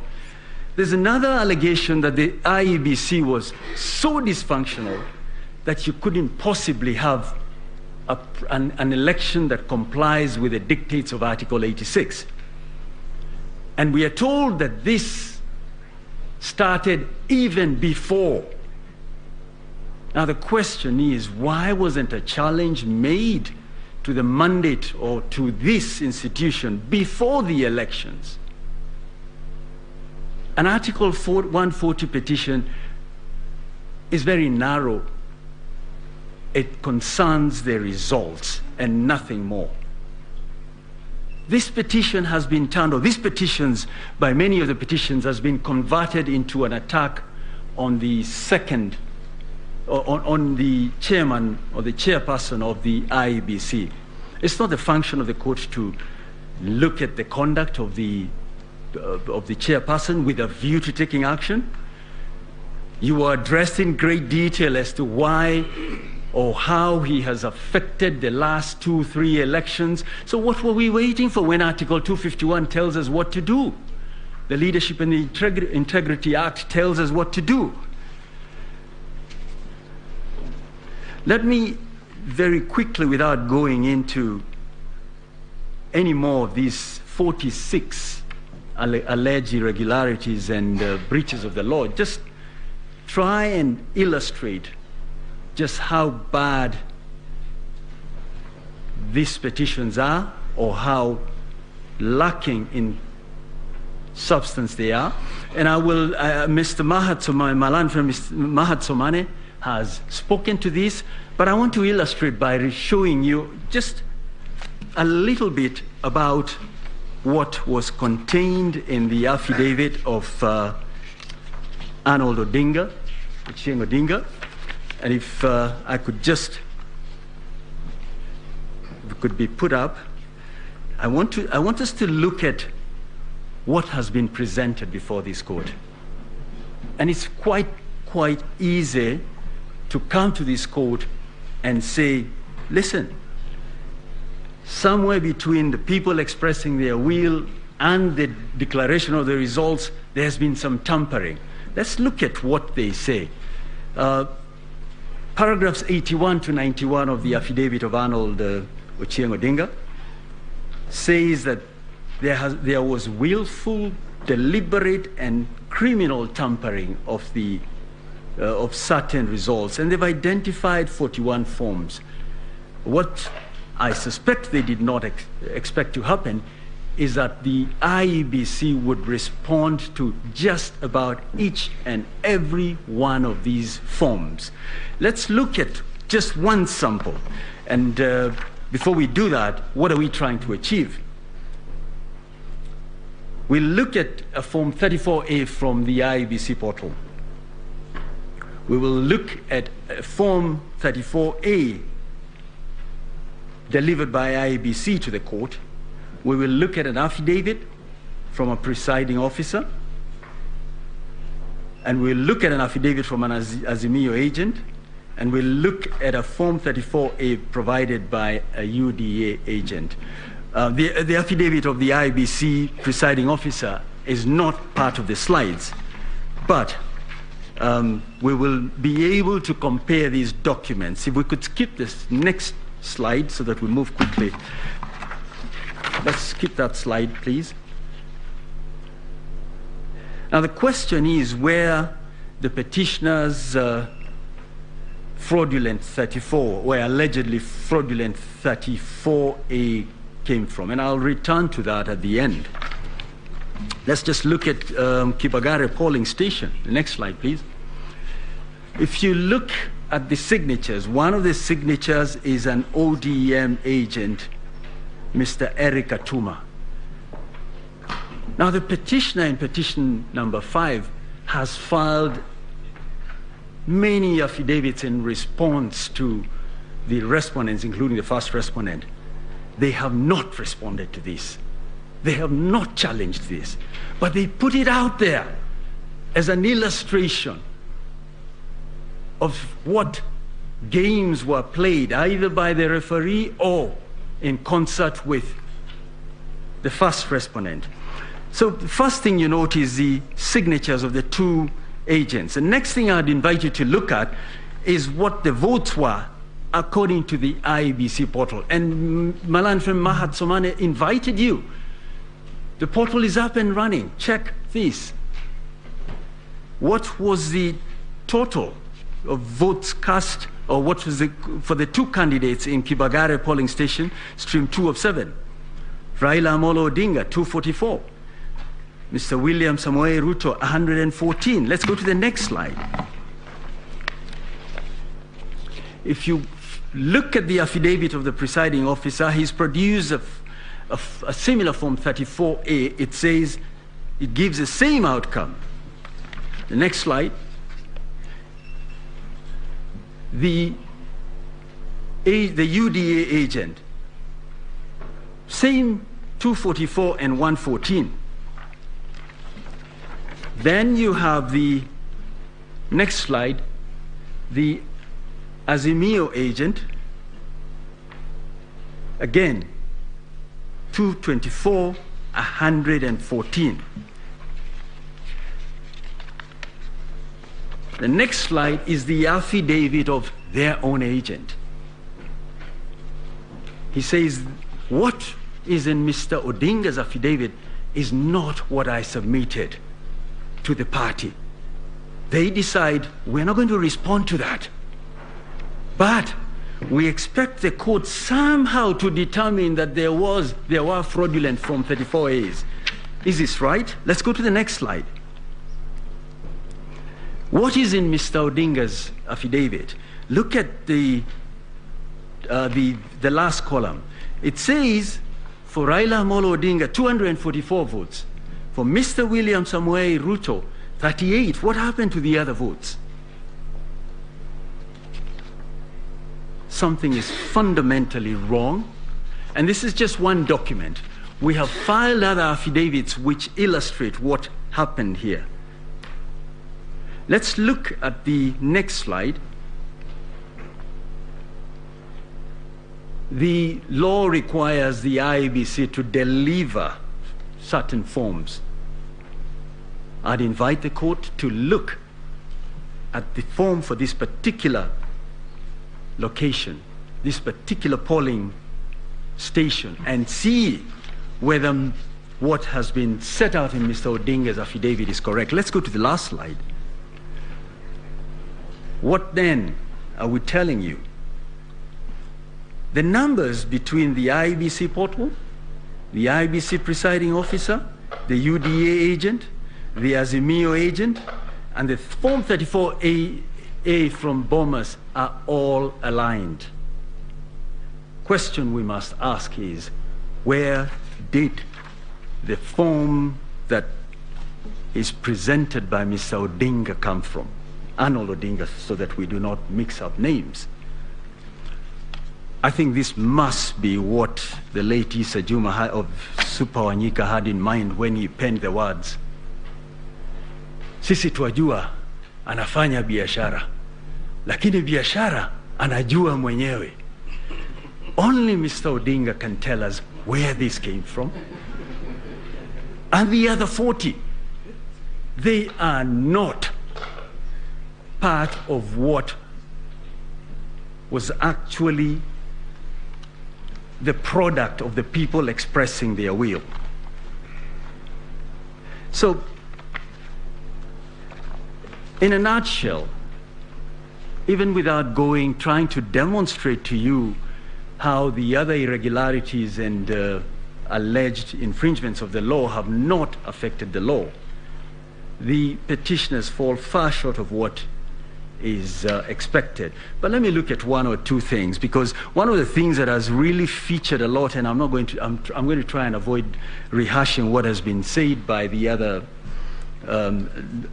lawyers, is that the commissioners have a significant role. That what 138(3)(c) means is that the commissioners, the 7 men and women, have to be involved in the exercise that is to be undertaken. With respect, this submission is skewed by a failure to interpret the Constitution correctly.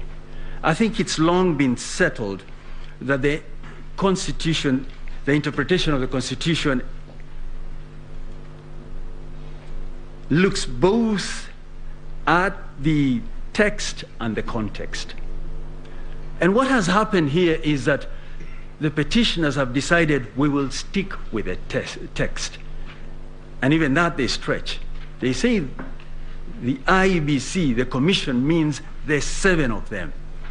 With respect, that's an invitation to the Supreme Court to, through the back door, overturn what Maina Kiai said, which is that you start at the lowest level and cascade things, but it is not the job of 7 men and women.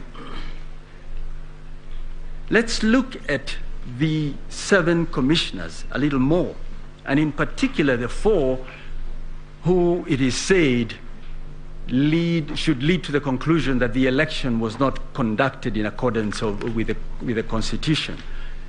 They were on board with every other commissioner. They spoke with one voice until about 3 p.m. on the 15th of August.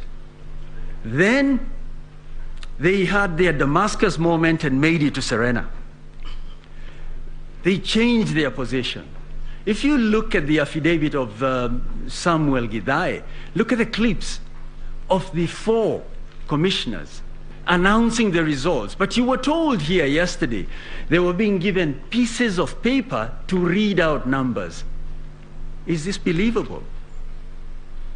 But we were told by another speaker, another advocate, that these men and women were vetted by the National Assembly. They are therefore very serious citizens who correctly undertake a very important function, the running of elections.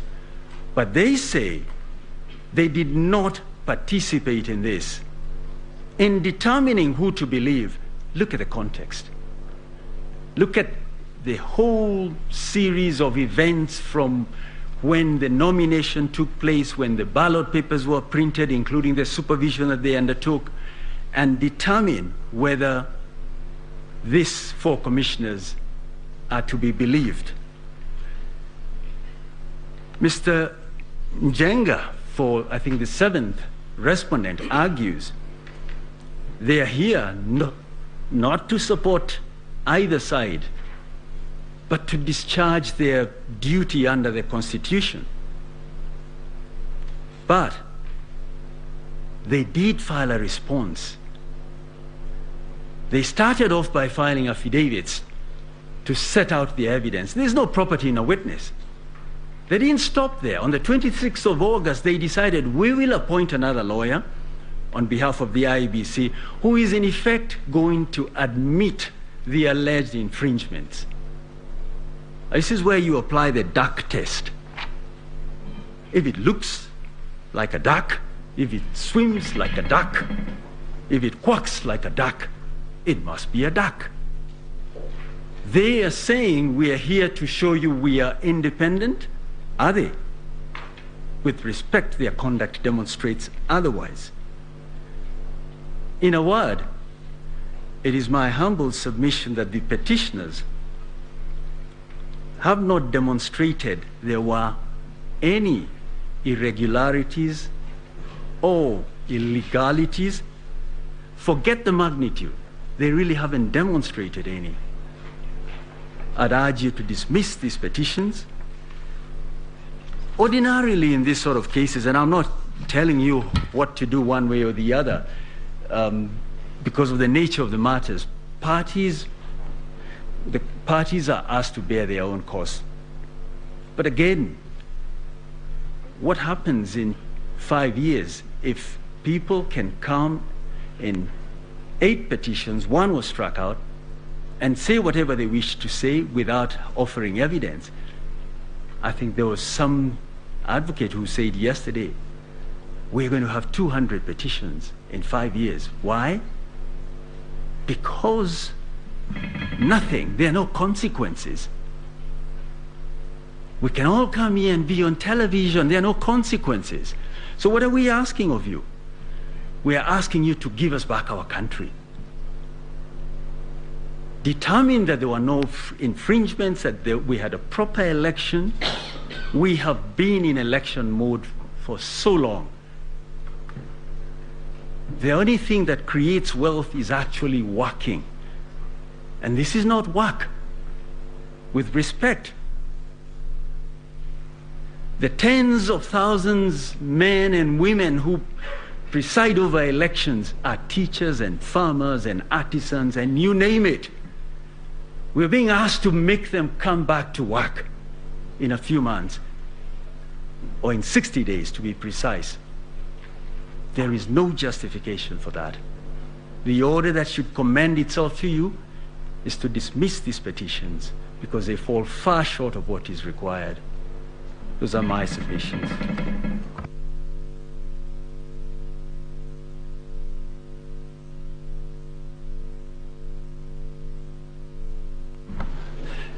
Mr. Kyoko Kilukumi will now address you on the 9th issue.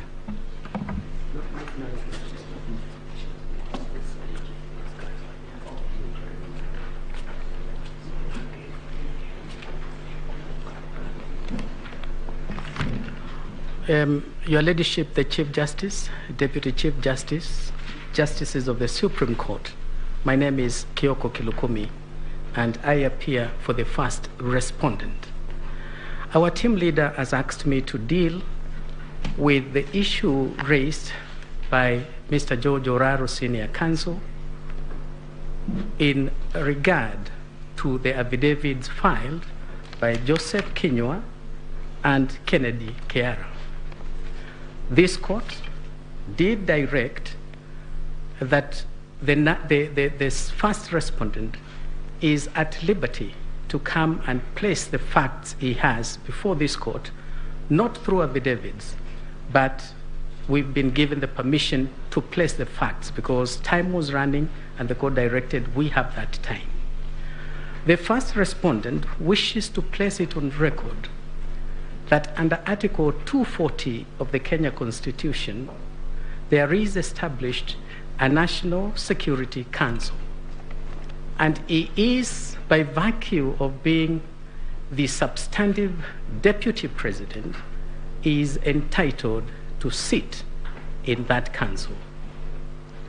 He says, in the last 5 years, the council has not sat and discussed anything to do with elections. He further says that matters of election are vested in an independent body, and that independent body is the IEBC. That is the body that has the constitutional mandate to deal with elections. He further says, during that period of 5 years, the Council has not asked the National Security Advisory Committee to deal with IEBC on any matter relating to elections. And he takes the position that the visit by members of the National Security Advisory Committee to IEBC at the Tallying Center was an interference with the functions of IEBC. And it was calculated, given the membership who was sent there, it was designed and calculated to intimidate the chair of the IEBC and to seek to influence the outcome of the election. We ask the court to note that these affidavits were provoked by what Mr. Chebukati said in his affidavit sworn on the 26th of August, 2022. From paragraphs 55 to paragraph 75, he has given a subheading and he calls it an attempt to subvert the will of the people. And we invite the court to consider those paragraphs and to see which party is telling you the truth. We wish to refer you specifically to paragraph 66 in that affidavit. And it is an important averment, an important deposition in that affidavit. He says, Mr. Chebukati, when he was at the National Tallying Center, members of the National Security Advisory Committee visited him, and he sat with them after 2 p.m. It is important to contextualize the time. We are talking of the 15th of August. Bomas of Kenya, there is a meeting, and this meeting is attended by all the commissioners. All the 7 commissioners are there. The fact of that meeting is not disputed, or the affidavits filed regarding that matter make critical admissions.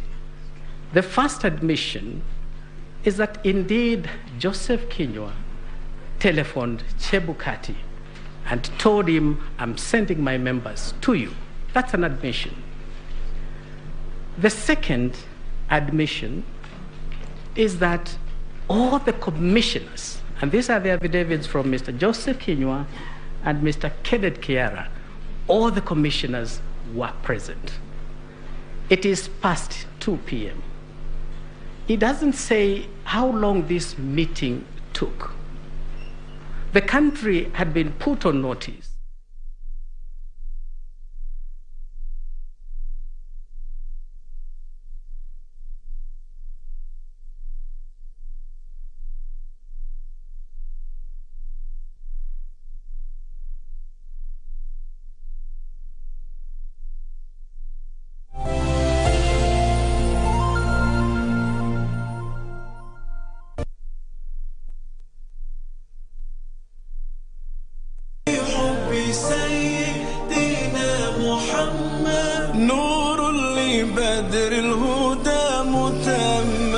Yani ina maana nchi ama mji ikiwa na amani, unakuta hata nchi zingine zinawadhamini, zinawafadhili sana, zinawaaminia.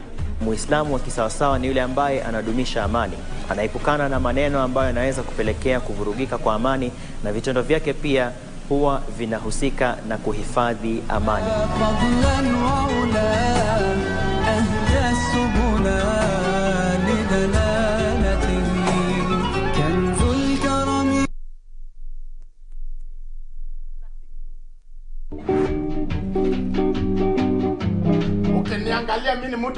Second hand?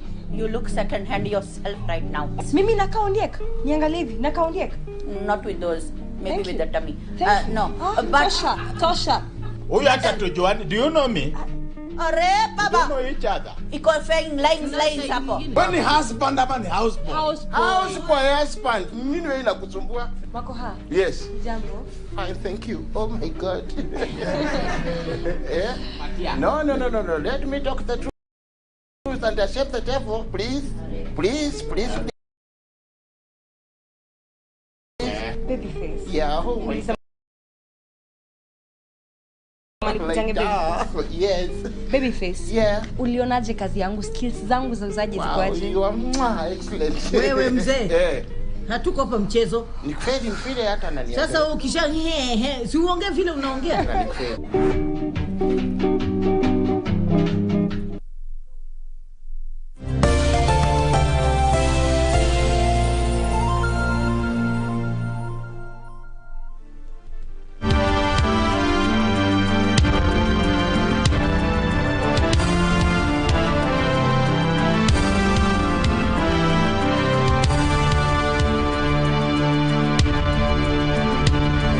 To discuss matters of security when in less than 1 hour, 2 hours, the electoral commissioners are being assaulted, and this is being broadcast live.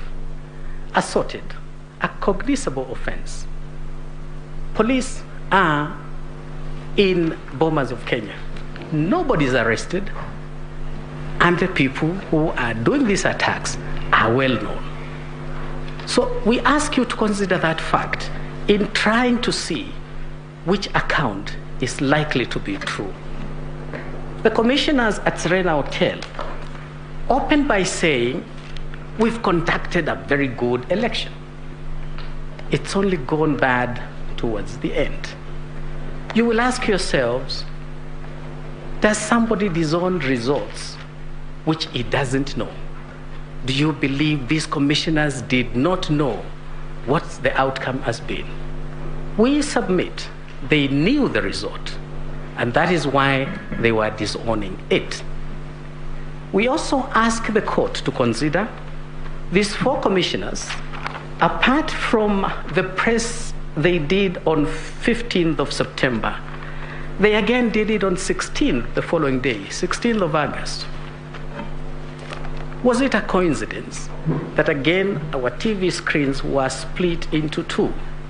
You see the 4 commissioners, and you see the first petitioner, and they are speaking the language they are talking. The words they are using are strikingly similar. Is it a coincidence? These are matters we invite the court to consider in trying to ask itself, which account do we believe? I urge this court to believe the account given by the 3 commissioners. The will of the people was just about to be subverted, and the attempt was unsuccessful because the 3 commissioners stood by their oath of office and faithfully executed what was expected of them by the Constitution of Kenya. This split between the commission, the court has posed questions. When did it happen? Once you look at the affidavit of Chebukati and the timing, at past 2, they are in a meeting, and by 4, they are in Serena Hotel, you will come to the inescapable conclusion that the division in IEBC was caused by the National Security and Advisory Committee. And indeed, they hijacked the 4. That is why the 4 would approach this court for the very first time in the history of this country, approach the court to seek nullification of an election that they still pretended, and that they said they conducted a very good election. We ask the court to take into account that there appears to have been a mistaken impression that presidential elections are determined by commissioners. Anybody who wants to become the president of Kenya must have in his corner the Kenyan electorate. And that voter who turns up in the polling station, not the one who stays away. And if you convince that voter who turns out and you get the majority of votes, you become the president. 7 commissioners cannot make you the president. 4 commissioners cannot make you the president. Who makes the decision as to who becomes the president of the Republic of Kenya? It is our humble submission. It is not the commission. It is not any of the commissioners. It is the electorate. It is the people of Kenya. And therefore, this narrative that we are the majority, we needed to sit down and make a decision, that decision as to who becomes the president of Kenya does not lie with the commission. Theirs is to midwife the process, and that is all they can do. We wish to submit that the first respondent won these elections fair and square. You've had the submissions and the evidence that has been presented by the midwife, IEBC. And they have made it absolutely clear that this election was conducted in accordance with the Constitution. It was computed in accordance with the Constitution. And they have a very clear winner as to who obtained the highest number of votes and made all the requirements required by Article 138(4). For that reason, we ask this court to consider that this petition is the consolidated petition are founded, they are all anchored on fiction. They are all anchored in forgeries. They are anchored in fraud. That clearly tells you these petitions are built on sinking sand, and for that reason, they must fail. I wish to ask the court amply to reflect on the ruling of King Solomon. Just like King Solomon before you, you have 2 gentlemen here, each one claiming a baby. The baby they are claiming is the outcome of the 2022 election petition. During the days of Solomon, there was no DNA, and therefore he could not easily make up a decision as to whose baby is this. Today, you don't have mothers competing for this baby. You have 2 gentlemen, each one of them claiming the baby. What does the petitioner ask you to do? Just like the days of Solomon, he is telling you, give me the baby is mine.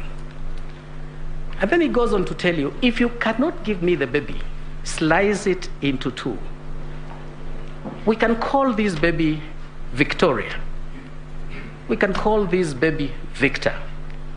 But the more gender-neutral term, let's call this baby Victory. Baby Victory has a clear DNA. Baby Victory, his DNA is captured in the original Forms 34A. His DNA is captured also in Forms 34B. That baby belongs to Honorable William Samoei Ruto. Give him his baby. Don't divide the baby. The petitioner here is telling you, you either give me the baby or cut the baby into 2. Nullify the election. Solomon used that indicia to know who was the true mother of this child, because no mother would want a baby chopped into 2. And so by the petitioner coming to tell you here, if you don't give me the baby, slice the baby into 2, you already know whose baby the victory of 2022 presidential election is.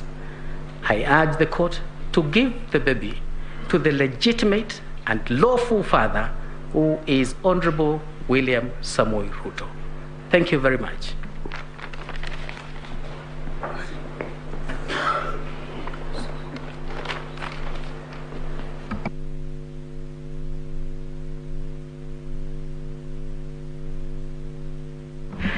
I'm sorry, Your Ladyship, the Chief Justice, Justices of the Supreme Court. I wanted to yield the floor to my senior friend, Gatia, Senior Counsel. Thank you.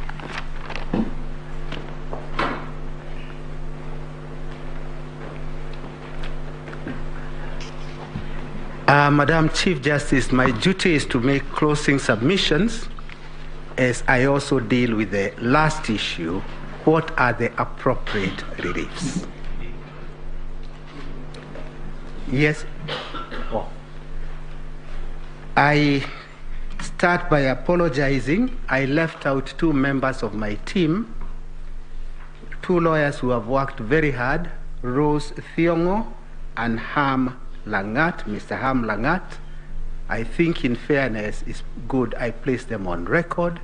They have done a sterling performance, and this is part of the mentorship we should do.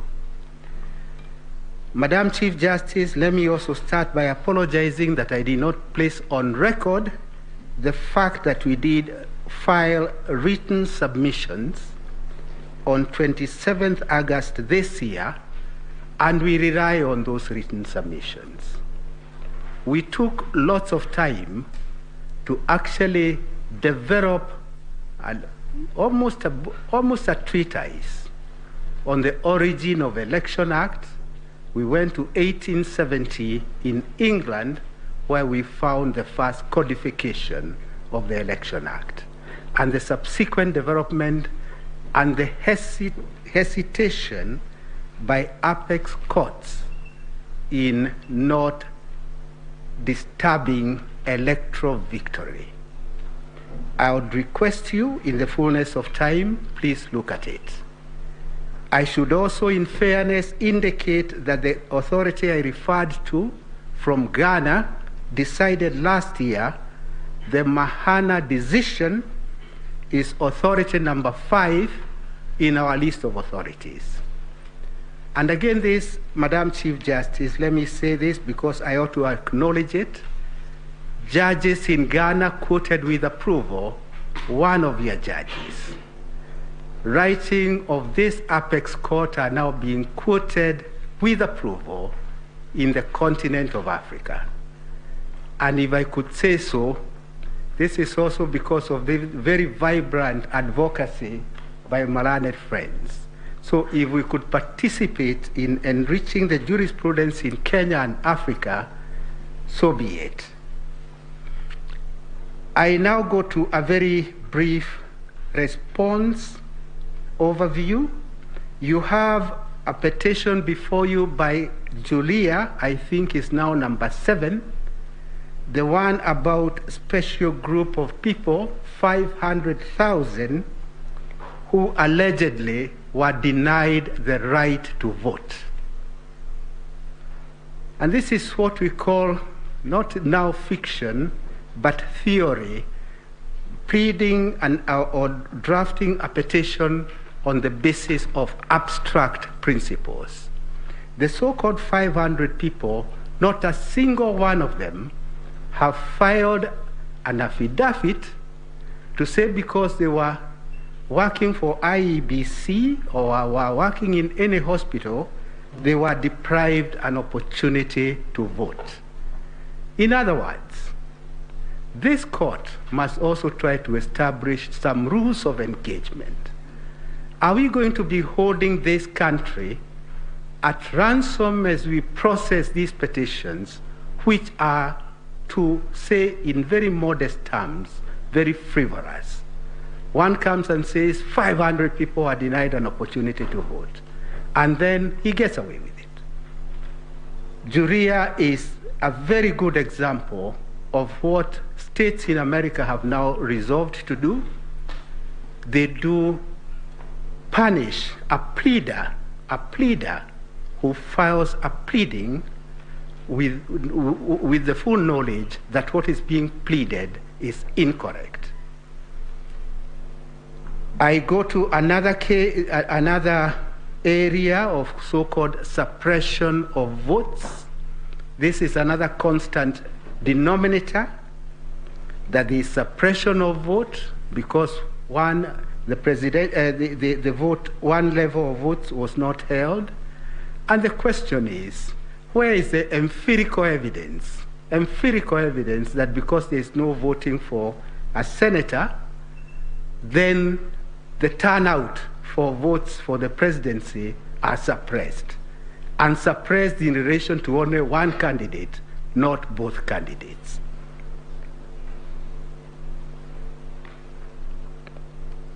My learned friends have talked about what yesterday was being called dysfunctional IEBC.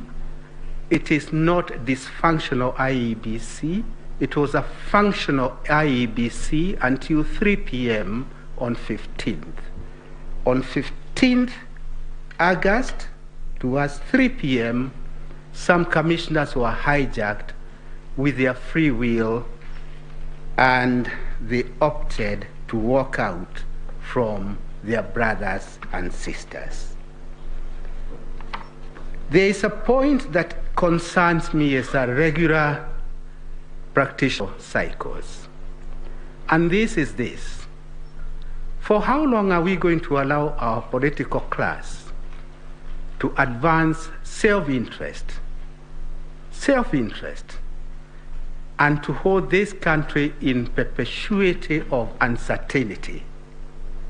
That is something I think, Madam CJ, you now have an opportunity under Section 3 of your Act.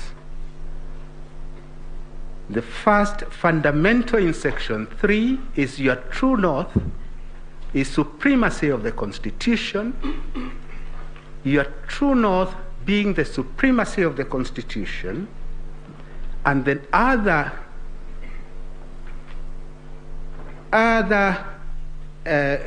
factor to consider is that this court is required to help us develop even a political path for this country. Those two becomes very important aids in how we deal with the political class. I'll come to that towards the end. But it is something of concern, because unless it is captured early, I do not see great hope in the way we are proceeding. Madam CJ, first and second respondents are very ordinary Kenyans, very ordinary, humble origin, and this is a country I always have thought is a country of hope and opportunity. Hope and opportunity for each and every Kenyan.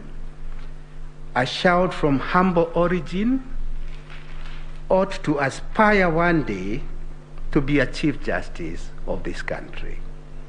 A child of very humble origin ought to aspire to be a top surgeon in this country. I say all this because, in all fairness, unless we show hope and opportunity to all, then we'll be missing an important aspect of our growth. There were questions that were posed to my learned friends. Since I won't have another opportunity, allow me just a few minutes to deal with a few of them. I'll start with the first question about rejected votes. It was posed by one of the judges. Rejected votes is a point we litigated in Raila 1, that is 2013, not as a side issue, but it was the subject of a petition. In 2013, there was a petition dealing with nothing but rejected votes. Rejected votes, Madam CJ, can be the third candidate. It's very easy for rejected votes to be the third candidate.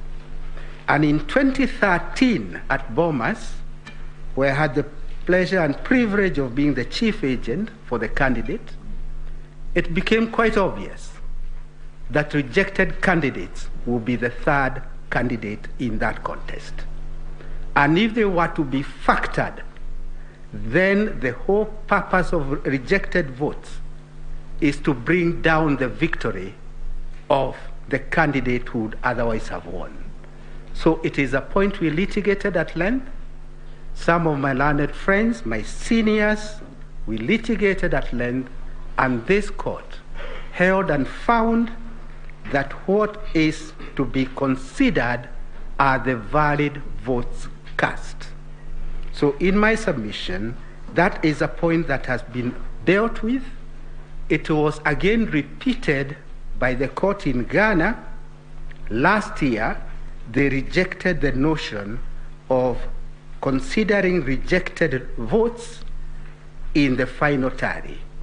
As a matter of fact, now that I remember, I'm getting a little older, I was clearer then in 2013, it is a misconception to call them rejected votes.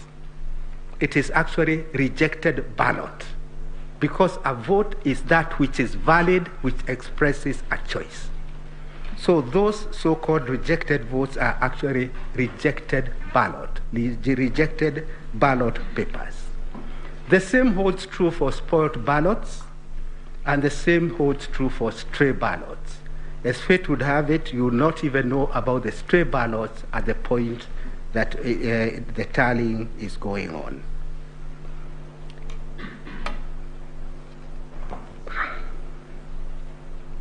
I associate myself with the submissions made by my learned friends, IEBC. They are the ones who conducted the election. It is not within our place to supplement their submissions. We wish to associate ourselves with the submissions, particularly as regards how the election was conducted. I come to what is the elephant in the room, to quote Omtata, who I have never quoted before.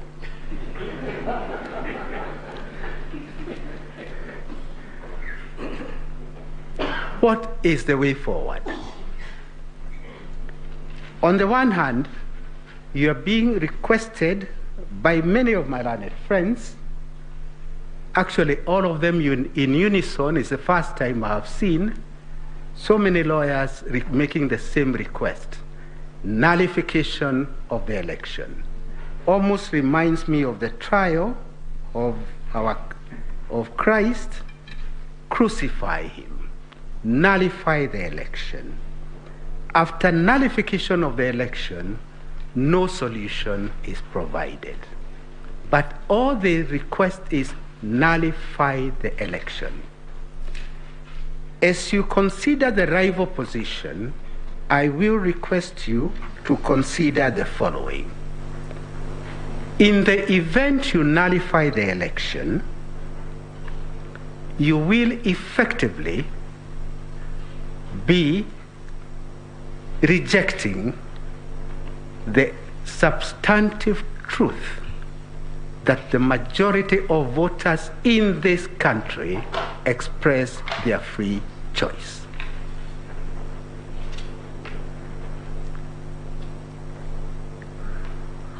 While considering that plea of nullify the election, we shall be acceding to a very dangerous trend in this country, that presidential elections are to be held, and if I'm aggrieved, not because of any error, but I want to hold the country at ransom, I will walk to the Supreme Court and the election will be nullified. While considering that request, please also consider the far-reaching consequences that we all participated, we all experienced in 2017. That is on the one hand. On the other hand, the first and second respondent come to you with a request. The request is voters did exercise their right. Hold them to that covenant. The covenant is they made a choice. Do allow the country to now move forward. We cannot and cannot afford election mode in perpetuity. I think I have said enough to demonstrate where my mind is. It is time for finality and stability. Finality and stability. In doing so, Madam Chief Justice, you'll be sending yet another signal to the political class. And here I am not finger pointing anybody.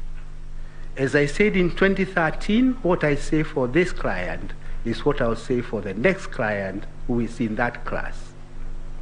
The country does not belong to them. This country belongs to all of us. And since the country belongs to all of us, no person should consider that there is an entitlement. Considering that there is an entitlement is to engage in an illusion. That illusion ought to be replaced by reality. Reality is that it is voters who make their choice. And once voters have made their choice, let us inculcate a culture that my brothers and sisters on this side are now used to. We walk to our court, we may think the law is on our side, we may think we are entitled to victory, but we accept the verdict of the court because much as we may think we are eloquent litigators, the final word is always with the court. With those comments, may I very humbly and respectfully request this court to let this cycle come to an end so that we can get back to our business, the business of developing our country. With those remarks, I would wish to close and to donate the 30 minutes to the court because we are patriotic enough to know that it's not really in the interest of this country to engage this never-ending circle of litigation. Thank you very much. Unless you have any questions for us, that's the end of our case. Thank you very much. We appreciate the donation and the appreciation that this time that we have is very, very tight because for us, the work actually begins when we finish all this. The bench will have questions to those submissions that have been made today, but I think there are a few who might also want to add some questions to the petitioners, especially the commissioners who are supporting the petition. I think what we want to do now is take a short health break, resume at 5:20, and this is going to be the order of business. We will ask questions to the petitioners and the commissioners who are supporting the petition. They will still respond tomorrow when they are doing their responses. But for the respondents, the first and the other respondents, we will request them to answer today the questions. We will also share the report on the scrutiny and the orders that were issued by this court on the discovery issues, the application by the petitioners. I think it was the first petitioner, Kerif Karifa and the Youth Advocacy, they had applications for scrutiny. That report is being finalized. It will be shared. And tomorrow we will give you an opportunity to respond to the report. So we will adjourn for just 20 minutes.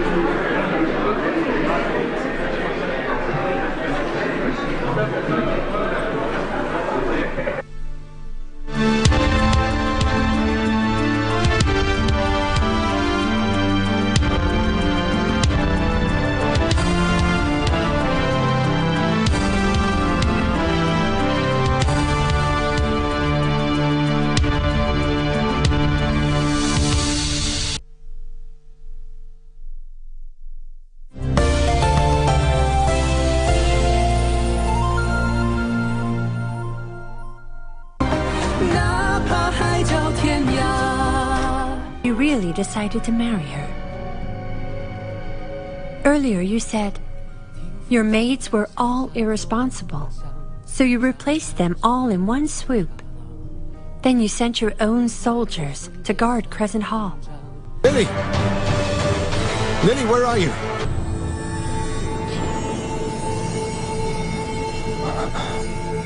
I can't remain here. Don't search for me.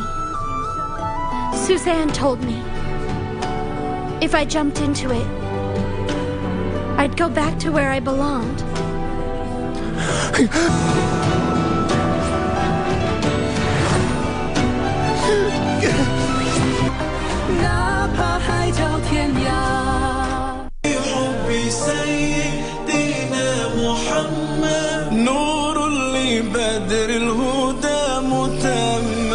Yani ina maana nchi ama mji ikiwa na amani, unakuta hata nchi zingine zinawadhamini, zinawafadhili sana, zinawaaminia.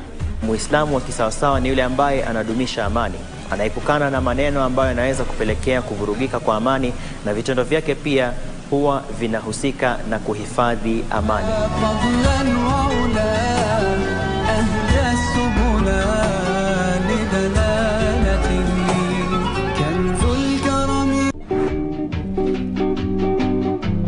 Ukiniangalia mimi ni mtu kununua second hand. You look second hand yourself right now. Mimi nakaondieka. Niangalie hivi, nakaondieka.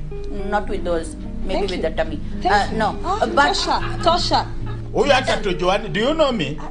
Arre baba. We don't know each other. Iko saying lines hapo. When husband ama ni houseboy? House kwa husband. Nini wewe inakusumbua? Wako ha? Yes. Jambo. Fine, thank you. Oh my God.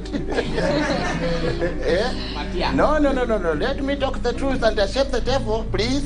Please. Babyface. Yeah. Oh my God. Like that. Yes.